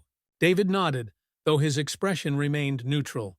Ava could tell he still harbored some concerns about the financial impact of the reforms, but he also understood that there was no turning back. "We'll also be reviewing the complaint process," Olivia continued. "Every report of discrimination or mistreatment will be thoroughly investigated, and no complaints will be dismissed without a full review by an independent committee." David shifted slightly in his seat, his eyes meeting Ava's. "Ava, you know this isn't going to be easy. Implementing these changes across the entire company will take time and resources." Ava nodded, her voice steady. "I understand that, David. But doing the right thing isn't always easy. This is about more than just protecting the company from legal consequences. It's about creating a culture where everyone is treated with respect, where every passenger and employee feels safe and valued." David sighed but nodded in agreement. "You're right. We should have addressed this a long time ago." Olivia continued with the rest of the terms. Jenna Riley would be placed on leave, pending further investigation, and the company would make a public commitment to addressing systemic discrimination. The airline would also provide compensation to affected employees and passengers who had come forward with complaints. When the meeting concluded, Ava felt a sense of closure beginning to take root. It wasn't about punishment or retribution. This was about making sure that what had happened to her and to others like her would never happen again. In the days that followed, the news of the settlement broke, sparking a media frenzy. Headlines splashed across newspapers and news sites. "Airline settles in discrimination case, major reforms on the way." CEO Ava Brooks leads fight for corporate accountability. Airline faces reckoning after racial discrimination lawsuit. For the first time, Ava wasn't anxious about the media attention. This was the story she wanted out there, a story about transformation, about owning up to mistakes and pushing for a better future. The narrative had shifted from a scandal to one of accountability and growth. The public response was overwhelmingly supportive. Messages flooded in from across the world, customers, employees, and even people who had never flown with the airline, thanking Ava for standing up, for refusing to let the issue be swept under the rug. Some shared their own stories of being mistreated or overlooked, inspired by Ava's determination to fight back. But Ava's focus was already on the future. The reforms were being rolled out across the company, starting with the senior leadership team. The diversity and inclusion training sessions were designed not just as a formality, but as a real opportunity for change. The program would include practical workshops where employees would learn how their unconscious biases could affect their work and how to create a more inclusive environment for all passengers. Ava personally oversaw the training for the executive team, determined to ensure that the changes started at the top. She stood at the front of the room, addressing the group of senior leaders, some of whom had been with the company since its inception. "This is where the real work begins," Ava said, her voice strong but filled with purpose. "It's not enough to implement policies. We have to live them. We have to show our employees, our customers, and the world that we're committed to being better." There were murmurs of agreement around the room, but Ava knew that words were only the beginning.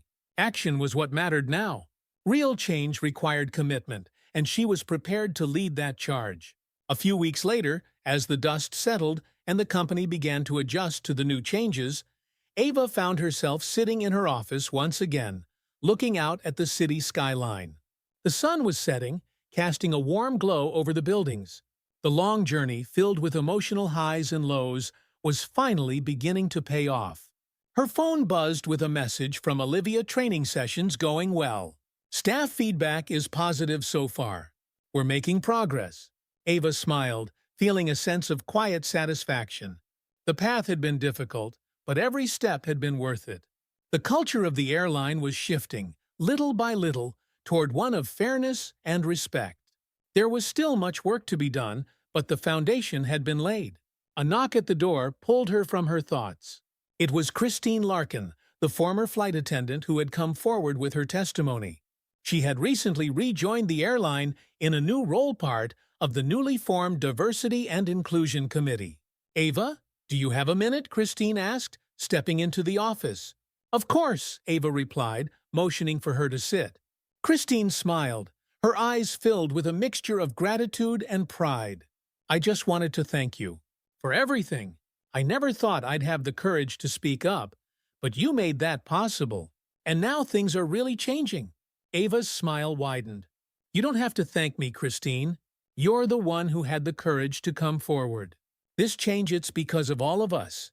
Christine nodded, her eyes shining with emotion. "I've been talking to some of the newer flight attendants, and they're already noticing a difference. People are more aware, more mindful of how they treat passengers. It's a start, but it's a good one." Ava leaned back in her chair, feeling a sense of peace wash over her. For the first time in a long time, she felt like she could breathe. The airline was on the path to becoming the company she had always envisioned, a place where everyone, regardless of who they were or what they looked like, was treated with dignity and respect. "We've come a long way," Ava said softly, "but we're not done yet." Christine nodded in agreement. "No, we're not. But at least now, we're moving in the right direction." Months had passed since the settlement was finalized, and the airline was slowly but surely transforming. The diversity and inclusion initiatives had expanded beyond training sessions to include mentorship programs, employee resource groups, and a new system for handling complaints that ensured every issue was addressed with transparency and accountability. Ava had made sure to stay deeply involved in the process, regularly meeting with staff and listening to their feedback. She knew that real change wasn't something that could be mandated from the top. It had to be cultivated from within, nurtured by every employee. On one particular morning, Ava found herself on a flight, this time as a passenger, seated in first class once again. But this flight felt different. The atmosphere was lighter, the staff friendlier. As she looked around, she noticed something she hadn't seen on her previous flights: diversity. The crew was made up of people from various backgrounds, and the passengers reflected the same diversity. A flight attendant approached her, smiling warmly. "Ms. Brooks, can I get you anything?" Ava smiled back, feeling a sense of pride in how far the company had come. "Just some water, thank you." As the flight attendant walked away, Ava leaned back in her seat, gazing out the window at the clouds rolling by. The fight had been long and hard, but the reward was clear: a company that had embraced change, that had grown stronger because of it. Ava knew that the journey wasn't over. There would always be challenges, always more work to be done. But for now, she could rest easy, knowing that she had made a real difference, not just for herself, but for countless others. As the plane soared through the sky, Ava felt a deep sense of fulfillment. The airline she had built was finally living up to the vision she had always dreamed of, one where everyone had a seat at the table, and everyone was treated with the respect they deserved. And in that moment, Ava knew that she had truly won. Ava Brooks never sought recognition. In her heart, she had always believed that real change didn't need the spotlight, it needed dedication, persistence, and the courage to stand up when it mattered most. As the months turned into a year since the settlement, her life had settled into a new rhythm. The airline had undergone a transformation that extended beyond its policies. It had reshaped its identity. And while Ava felt a deep sense of accomplishment, she knew there was still more to be done. One crisp autumn morning, Ava was invited to speak at a national conference on corporate responsibility and diversity. The event had drawn leaders from various industries, eager to discuss how businesses could not only survive, but thrive by fostering inclusive environments. As Ava stood backstage, reviewing her notes, she reflected on how far she had come and how far the company had come, thanks to the battle she had fought. "Ava, you're up in 5, Olivia said, coming up beside her with a reassuring smile. Ava nodded, feeling a familiar surge of energy as she prepared to step into the limelight. She wasn't one for grand speeches, but this was different. This was a moment where she could share her story and inspire others to take the same steps, to hold their own companies accountable, and foster a culture where everyone felt valued. As the conference host introduced her, Ava took a deep breath and stepped onto the stage. The bright lights of the auditorium illuminated the hundreds of faces watching her intently, but she wasn't nervous. She was ready. "Good morning," Ava began, her voice strong yet warm. "Thank you for having me here today. I want to start by saying that change doesn't happen overnight. It doesn't happen because one person decides it's time. It happens when a collective force within a company, a community, or a society says enough is enough." The audience was silent, their attention fixed on Ava as she continued. "A little over a year ago, I stood in the same position many of you are in, now leading a company, grappling with complex issues, and faced with a decision that would define not just my business, but who I was as a leader. The story many of you know began with a single flight, a flight where I, a black woman, a CEO, was made to feel like I didn't belong in a seat I had rightfully paid for. But that flight was just the catalyst." Ava paused, letting the weight of her words settle in. "What followed was a journey of accountability, one where I and my team had to confront the uncomfortable truth that even the company I had built had allowed a toxic culture to take root. It wasn't easy. There were moments when I wanted to step back, moments when I questioned whether the fight was worth it. But it was worth it. Because it wasn't just about me, it was about every person who had ever felt marginalized, dismissed, or disrespected because of who they were or how they looked."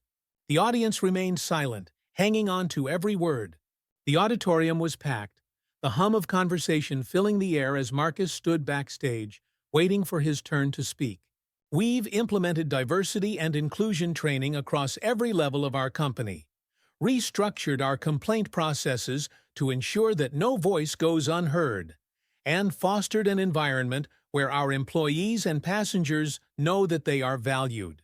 But I'm not here to talk about our success. I'm here to challenge you all to look within your own organizations.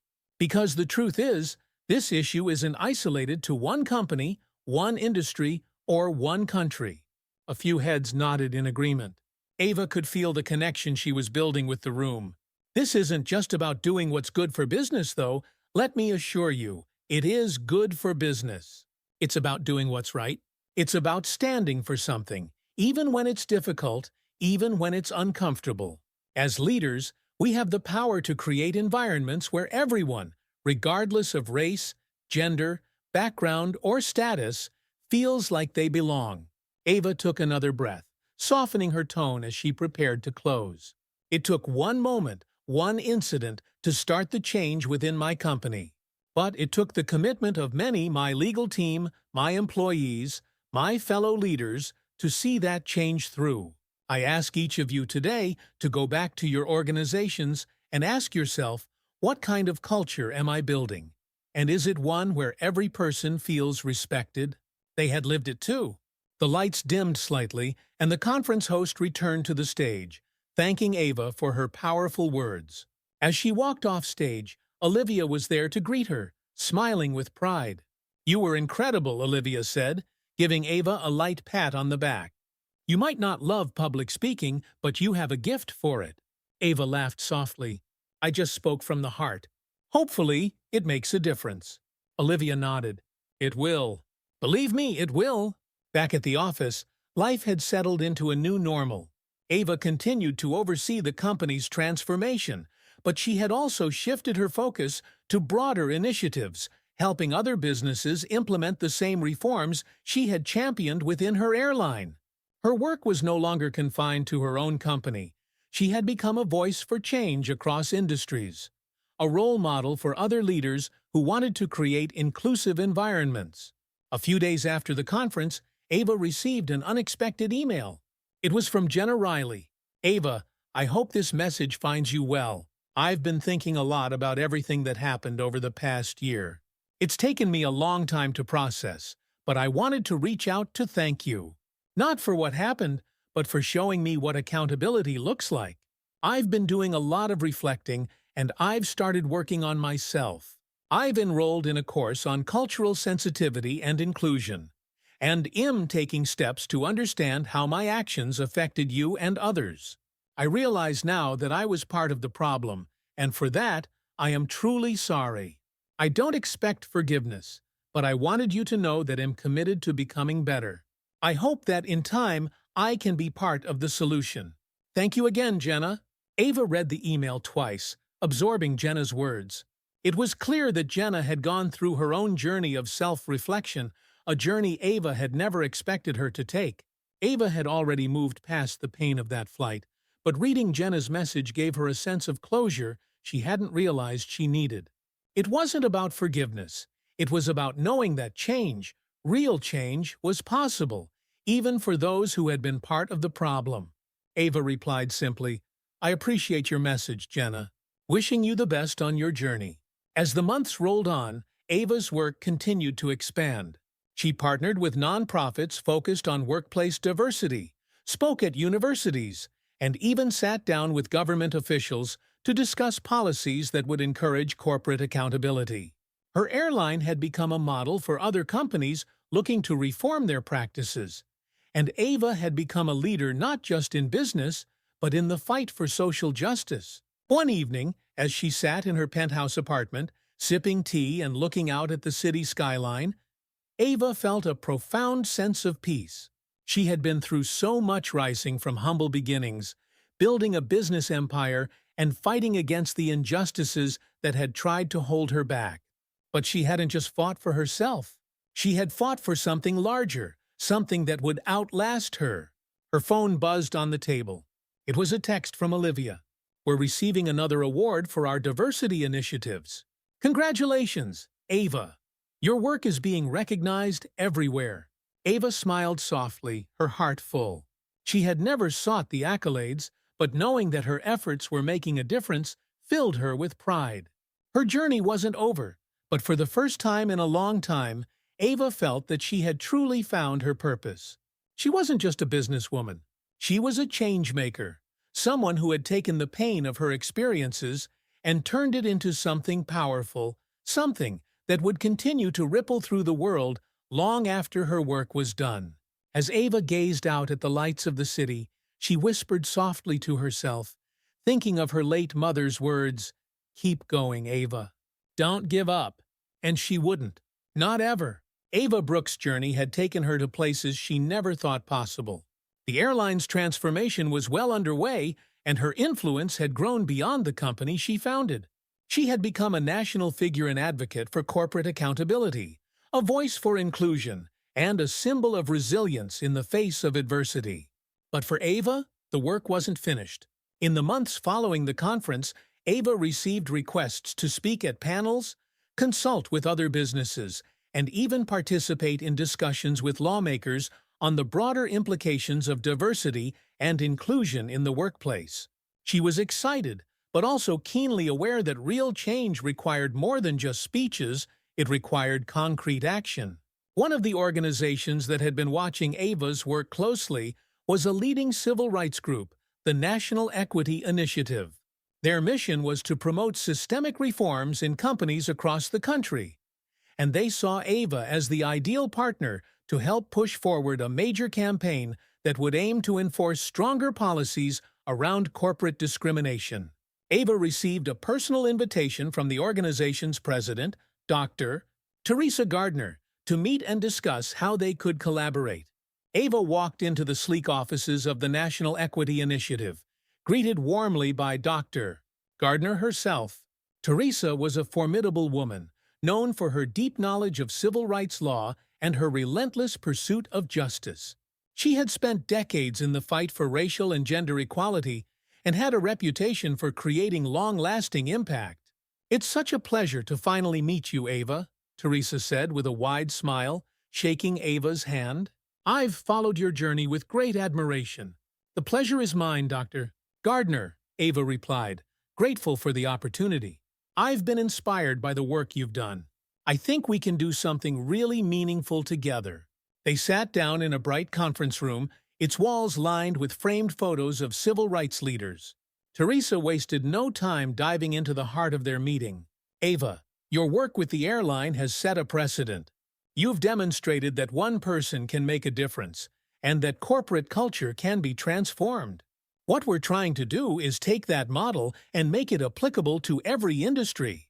We need businesses across the country to adopt these reforms, not just because it's good PR, but because it's necessary for a just society." Ava nodded, completely in sync with the vision. "I agree. The changes we made at the airline are just the beginning. There are so many companies that have deep-rooted problems, and those won't be fixed by surface-level training sessions. It's going to take systemic reform." Teresa smiled, clearly pleased with Ava's passion. "Exactly. That's why we want you to help lead our new initiative. We're calling it the Corporate Accountability Project, or CAP. The goal is to work directly with CEOs, HR departments, and government officials to draft industry-wide guidelines for diversity, equity, and inclusion. We want to create a blueprint that businesses across the country can follow." Ava's heart quickened with excitement. This was what she had been working toward all along, a chance to take her personal fight and expand it on a national level. "I'm in," she said without hesitation. "I want to be part of this." That's the spirit. The Corporate Accountability Project gained momentum quickly, attracting interest from major corporations, lawmakers, and nonprofit organizations alike. Ava's role involved meeting with corporate leaders, sharing her own experiences, and helping them understand the importance of deep, structural change. One of her first major meetings was with Dan Matthews, the CEO of a major tech company that had been facing criticism for its lack of diversity in leadership. The company had struggled to attract and retain employees from marginalized backgrounds, and its internal culture had been called into question after several high-profile resignations. Dan greeted Ava warmly when she arrived at the tech company's headquarters, but she could tell that he was nervous. Like many CEOs, he was concerned about how the public perceived his company and how the changes Ava was suggesting might affect his bottom line.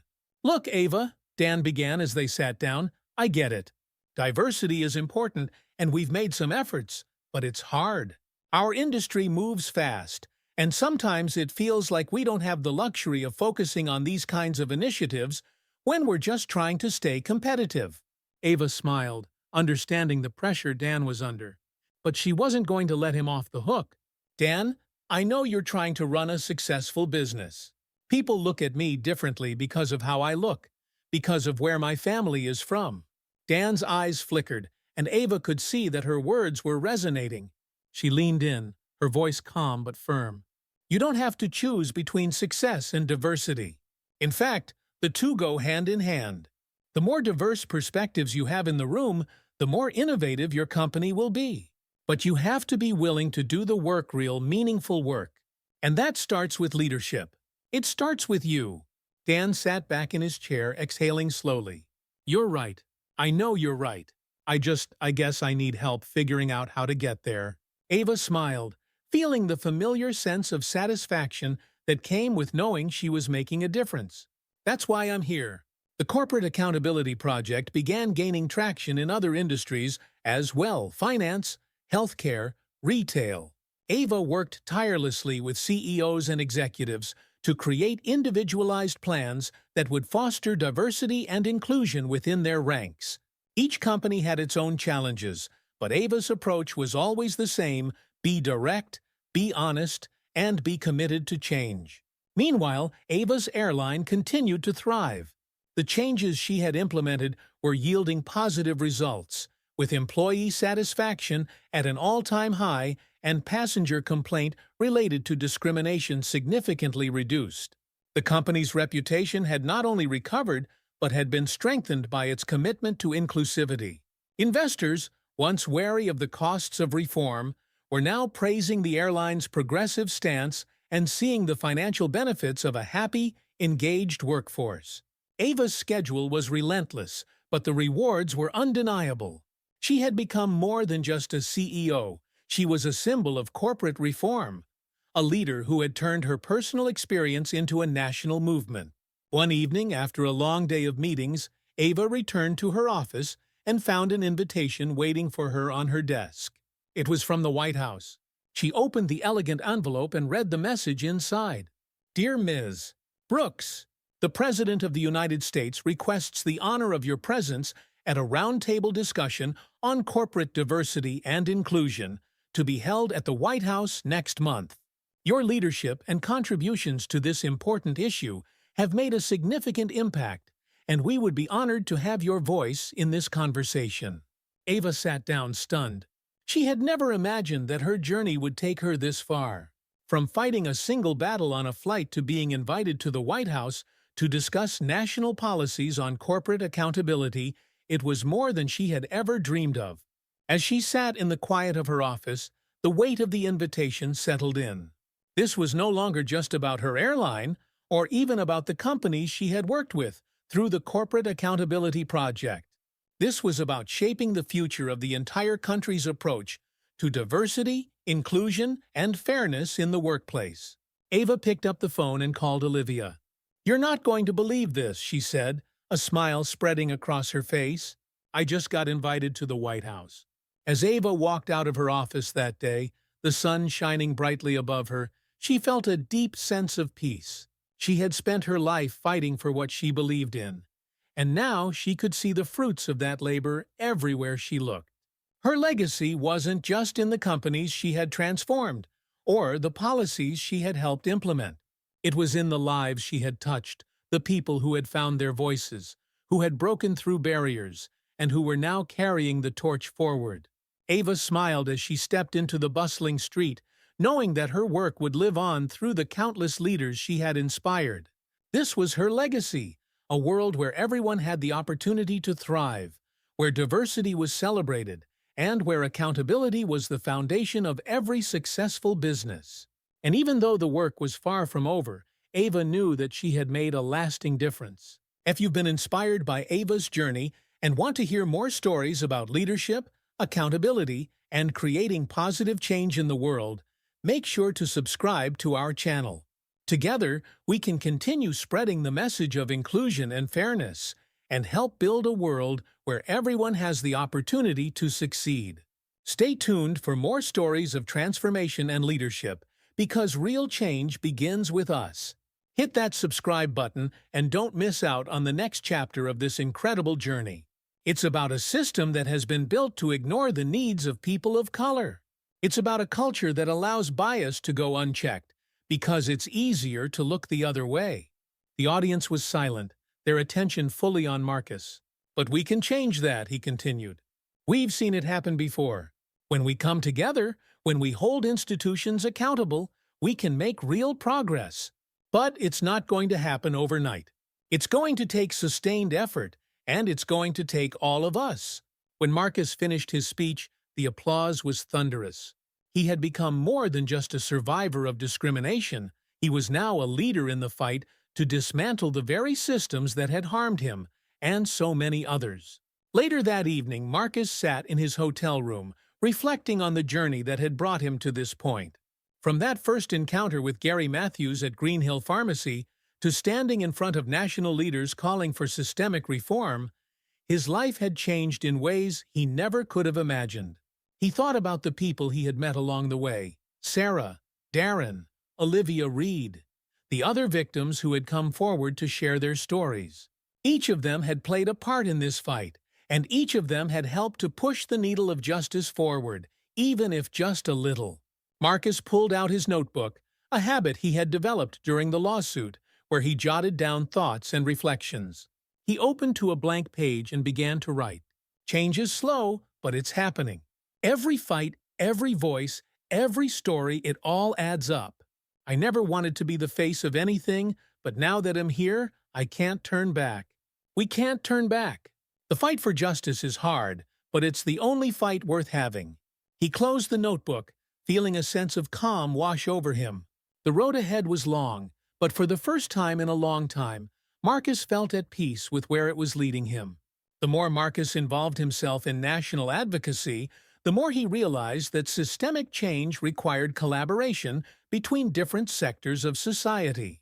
The fight for racial justice in healthcare couldn't be won by lawsuits alone, needed the engagement of doctors, nurses, policymakers, and, most importantly, the communities that had been most affected. One of the most significant moments in Marcus' journey came when he was invited to attend a summit on healthcare reform hosted by the American Medical Association, AMA.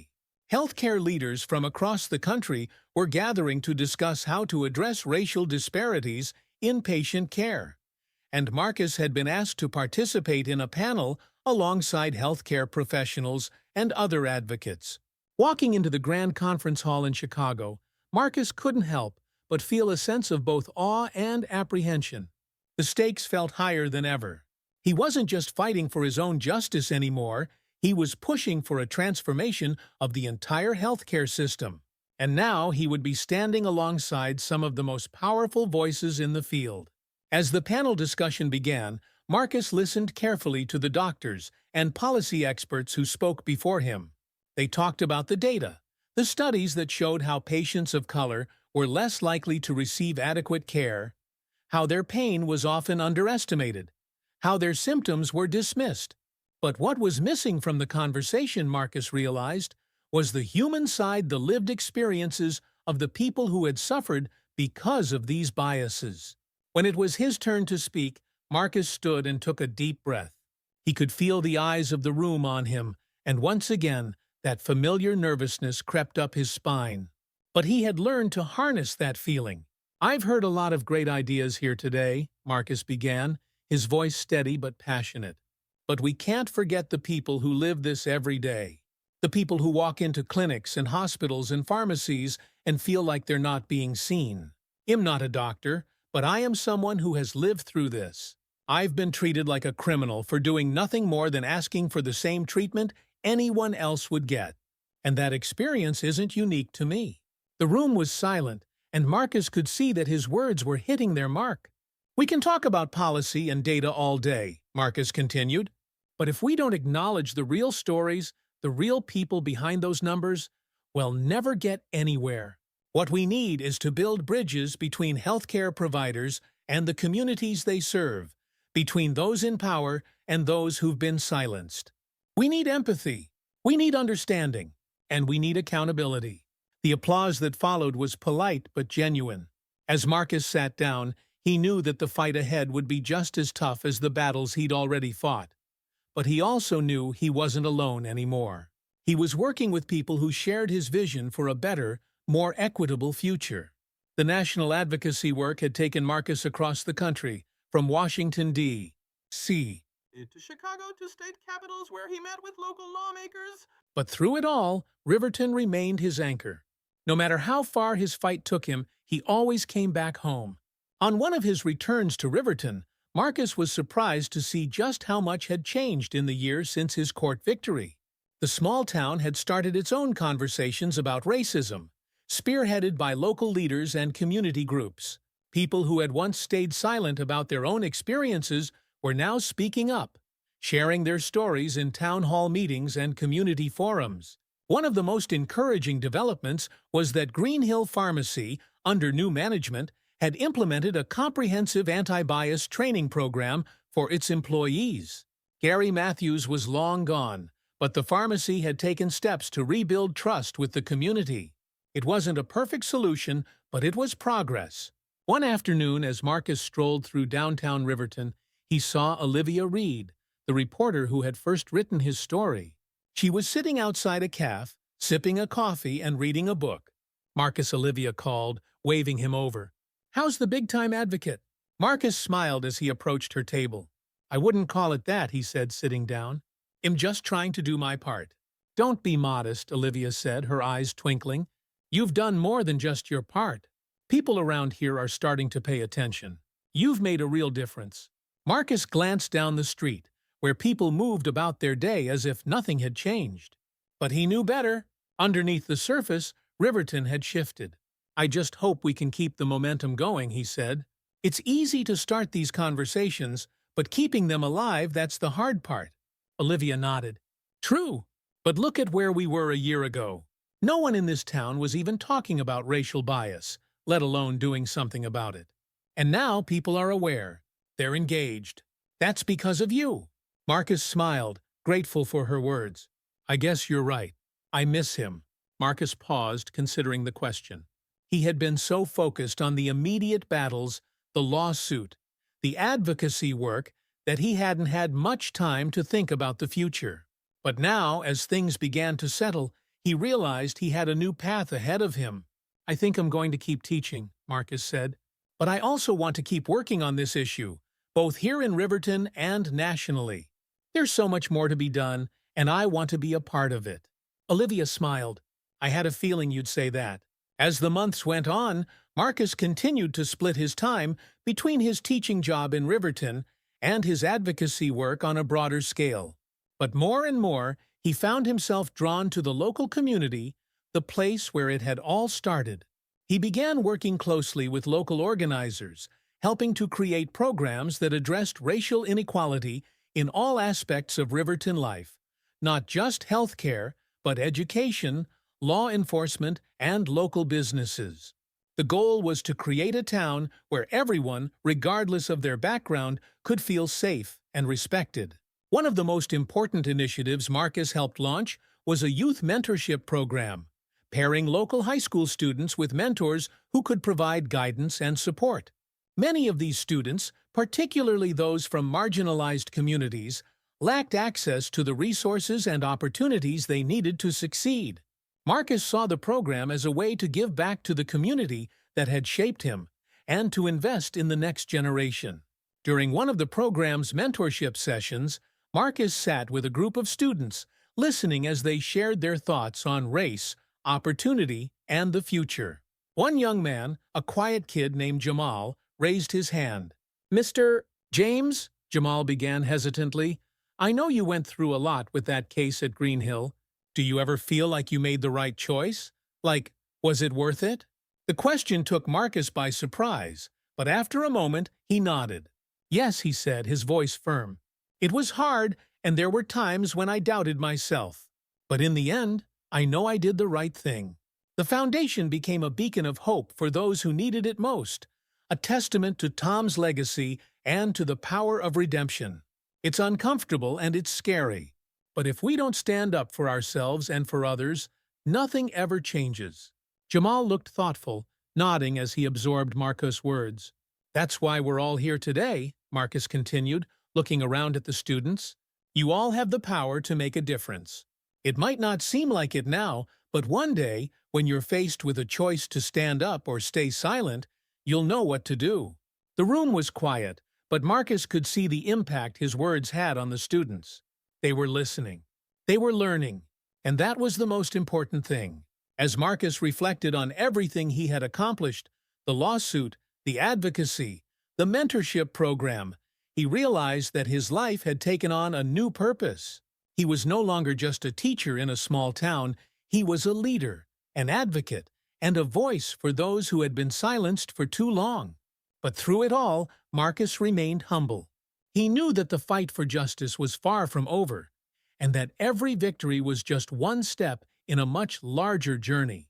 There would always be more to do, more battles to fight, more voices to uplift.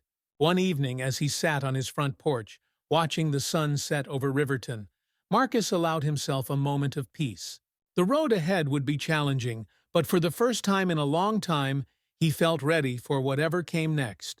He thought about his mother, Elaine, who had worried so much about him during the lawsuit, and about Darren, who had stood by his side through every step of the process. He thought about Sarah Collins, who had believed in him even when he doubted himself. And he thought about the countless people across the country who had supported him, who had shared their own stories, and who had inspired him to keep going. This was just the beginning. The fight for racial justice, for equality, for a better world, it was long, difficult, and full of setbacks. But Marcus James was ready, and with that thought, he stood up, ready to face the new day ahead. The sun dipped below the horizon as Marcus stood on his porch, taking in the quiet evening. Riverton was still the same small town he had always known, but for him, it felt different now. His life had been transformed by the journey he had taken, a journey he hadn't asked for but had embraced when it mattered most. The court victory against Green Hill Pharmacy had been more than just a personal triumph, it had been a wake-up call for the town, and for many others across the country. People were beginning to understand that racism wasn't always loud and obvious sometimes. It was hidden in plain sight, woven into the everyday interactions that shaped people's lives. As Marcus reflected on the past year, he knew that the fight for justice and equality was far from over. There were still many more battles to come, but he felt a renewed sense of purpose. He had seen firsthand the power of speaking up, of refusing to stay silent in the face of injustice. And he wasn't done yet. The youth mentorship program was thriving, giving young people in Riverton the tools and guidance they needed to navigate a world that wasn't always fair. His advocacy work had grown beyond the town's borders, reaching a national audience that was eager for change.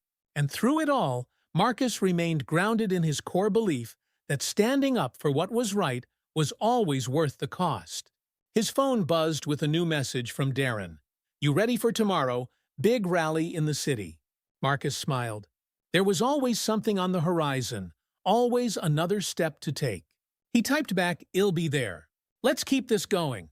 Closing the door behind him, Marcus sat down at his kitchen table, pulling out his notebook and jotting down a few thoughts. He knew that the fight for equality and justice would require persistence and courage, but he was ready for whatever came next. He was more than just a teacher, no, he was a voice for those who had been unheard for too long, and he wasn't going to stop until real change had been achieved.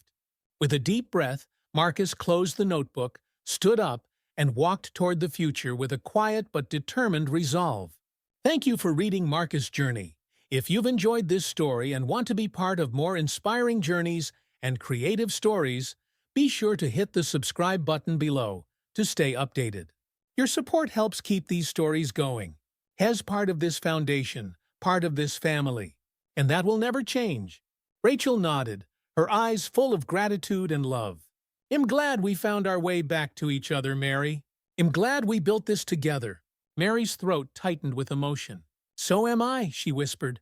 "It's the greatest gift I've ever been given." As the evening grew darker and the park began to empty, David ran over to them, his face flushed with excitement. "Grandma, Mom," he called, waving from across the field. "We're going to get ice cream, want to come?" Rachel laughed and shook her head.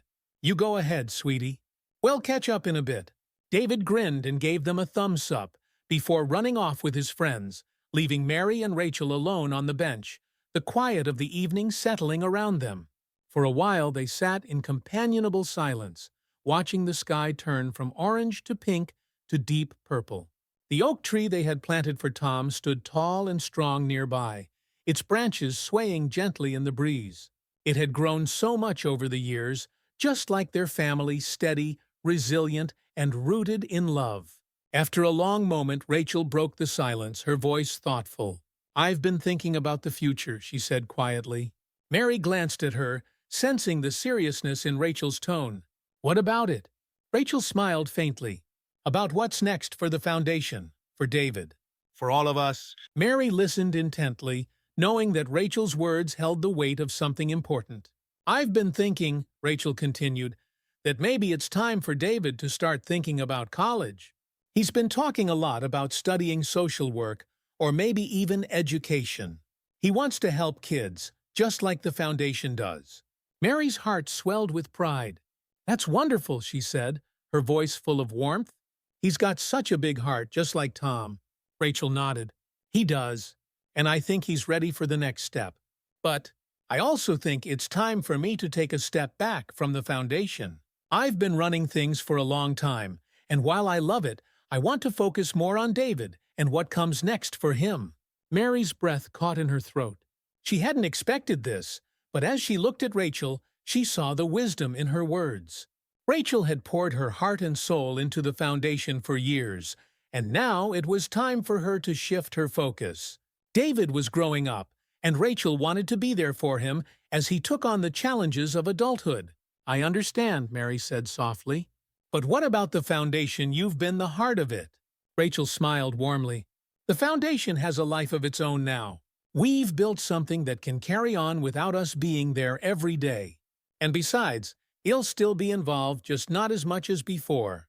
Mary nodded, feeling a mixture of sadness and understanding. The foundation had been their joint effort, a way to honor Tom's memory and give back to the community. But now it was time for things to change, for the next generation to step up and take the reins. "Who do you think will take over?" Mary asked, her curiosity piqued. Rachel hesitated for a moment, then smiled. "I've been thinking about asking David." Mary's eyes widened in surprise. "David?" Rachel nodded, her eyes twinkling with pride. "He's young, but he's passionate about the foundation. He's been involved for years, and I think he's ready to take on more responsibility. Of course, we'd still be there to guide him, but I think it's time for him to start making his own mark." Mary felt her heart swell with emotion. The thought of David taking over the foundation, carrying on the work that had started with Tom, felt like the perfect way to continue their legacy. It was a full-circle moment tone that felt deeply meaningful. "I think that's a wonderful idea," Mary said softly. "He's going to do great things." Rachel smiled, her eyes misting over with emotion. "I think so too." A few months later, David officially took on a leadership role at the foundation. Though he was still young, he approached the position with a maturity and wisdom that belied his age. He worked tirelessly, organizing new programs, meeting with community leaders, and mentoring the next generation of volunteers. Mary watched with pride as David grew into his role, stepping confidently into the legacy that Tom had left behind. The foundation continued to thrive, expanding its reach and helping more families than ever before. It was everything they had dreamed of and more. One afternoon, as Mary sat in her office at the foundation, reviewing some paperwork, David knocked on the door and poked his head inside. "Hey, Grandma," he said with a smile. "Got a minute?" Mary looked up from her desk and smiled warmly. "Of course. Come on in." David stepped inside and sat down across from her, his expression thoughtful. "I've been thinking about something," he began, his tone serious. Mary set down her papers, giving him her full attention. "What's on your mind?" David hesitated for a moment, then leaned forward, his eyes bright with determination. "I want to start a new program at the foundation, something specifically for kids who have lost a parent." Mary's heart skipped a beat. "That sounds like a wonderful idea," she said softly. "What made you think of it?" David glanced out the window, his expression thoughtful. "I've been thinking a lot about Dad lately," he said quietly, "about how much I wish I could have known him. And I know there are other kids out there who feel the same way about their parents' kids who are dealing with that kind of loss. I want to create a space where they can talk about it, where they can get support, and feel like they're not alone. Mary felt tears prick at her eyes. She had always known that David had a big heart, but hearing him speak with such passion and empathy filled her with pride. "That's a beautiful idea, David," she said, her voice thick with emotion. "I think your dad would be so proud of you." David smiled, his eyes glistening with unshed tears. "I just want to make a difference, like he did." Mary reached across the desk and took David's hand, squeezing it gently. "You already are," she said softly, "and I know this program will help so many kids. I'll do everything I can to support you." David nodded, his smile growing. "Thanks, Grandma. That means a lot." The program, called Healing Hearts, launched a few months later, and it quickly became one of the most successful initiatives at the foundation. Children who had experienced loss found a safe space to share their feelings, connect with others, and receive emotional support. The program offered counseling, art therapy, and group activities designed to help children process their grief in healthy and meaningful ways. Mary watched as the program flourished, and she couldn't help but feel that Tom's spirit was guiding them every step of the way. His dream of building a better future for the next generation was alive and well, carried forward by his son and the family he had left behind. As the years went by, the foundation continued to grow, and David eventually became its full-time director. His leadership was marked by compassion, innovation, and a deep commitment to the community. Mary remained involved, though she took on a more advisory role, content to watch as David and the team carried on the work she and Rachel had started. On a bright spring day, Mary, Rachel, and David gathered once again beneath the oak tree they had planted for Tom so many years ago. The tree had grown tall and strong, its branches spreading wide to provide shade and comfort. It had become a symbol of everything they had built together, of love, of family, and of the strength to overcome. As they sat together on a bench, watching the children play in the park, Mary felt a profound sense of peace. She had come so far on her journey from a place of fear and guilt to a life filled with love, forgiveness, and purpose. She had made mistakes, but she had worked to make things right, and in the process, she had built something beautiful. Rachel leaned against Mary's shoulder, her face soft with contentment. "We did it, Mary," she whispered. "We built something lasting." Mary nodded, her eyes misting over with emotion.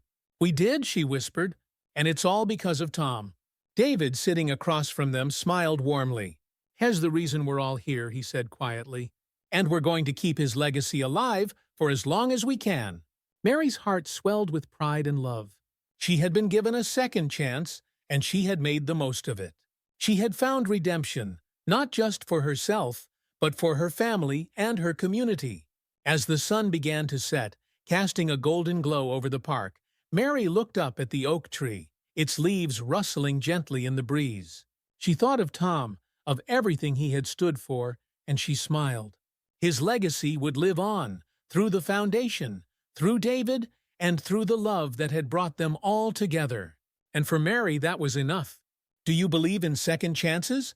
Let us know in the comments, and don't forget to subscribe for more inspiring stories.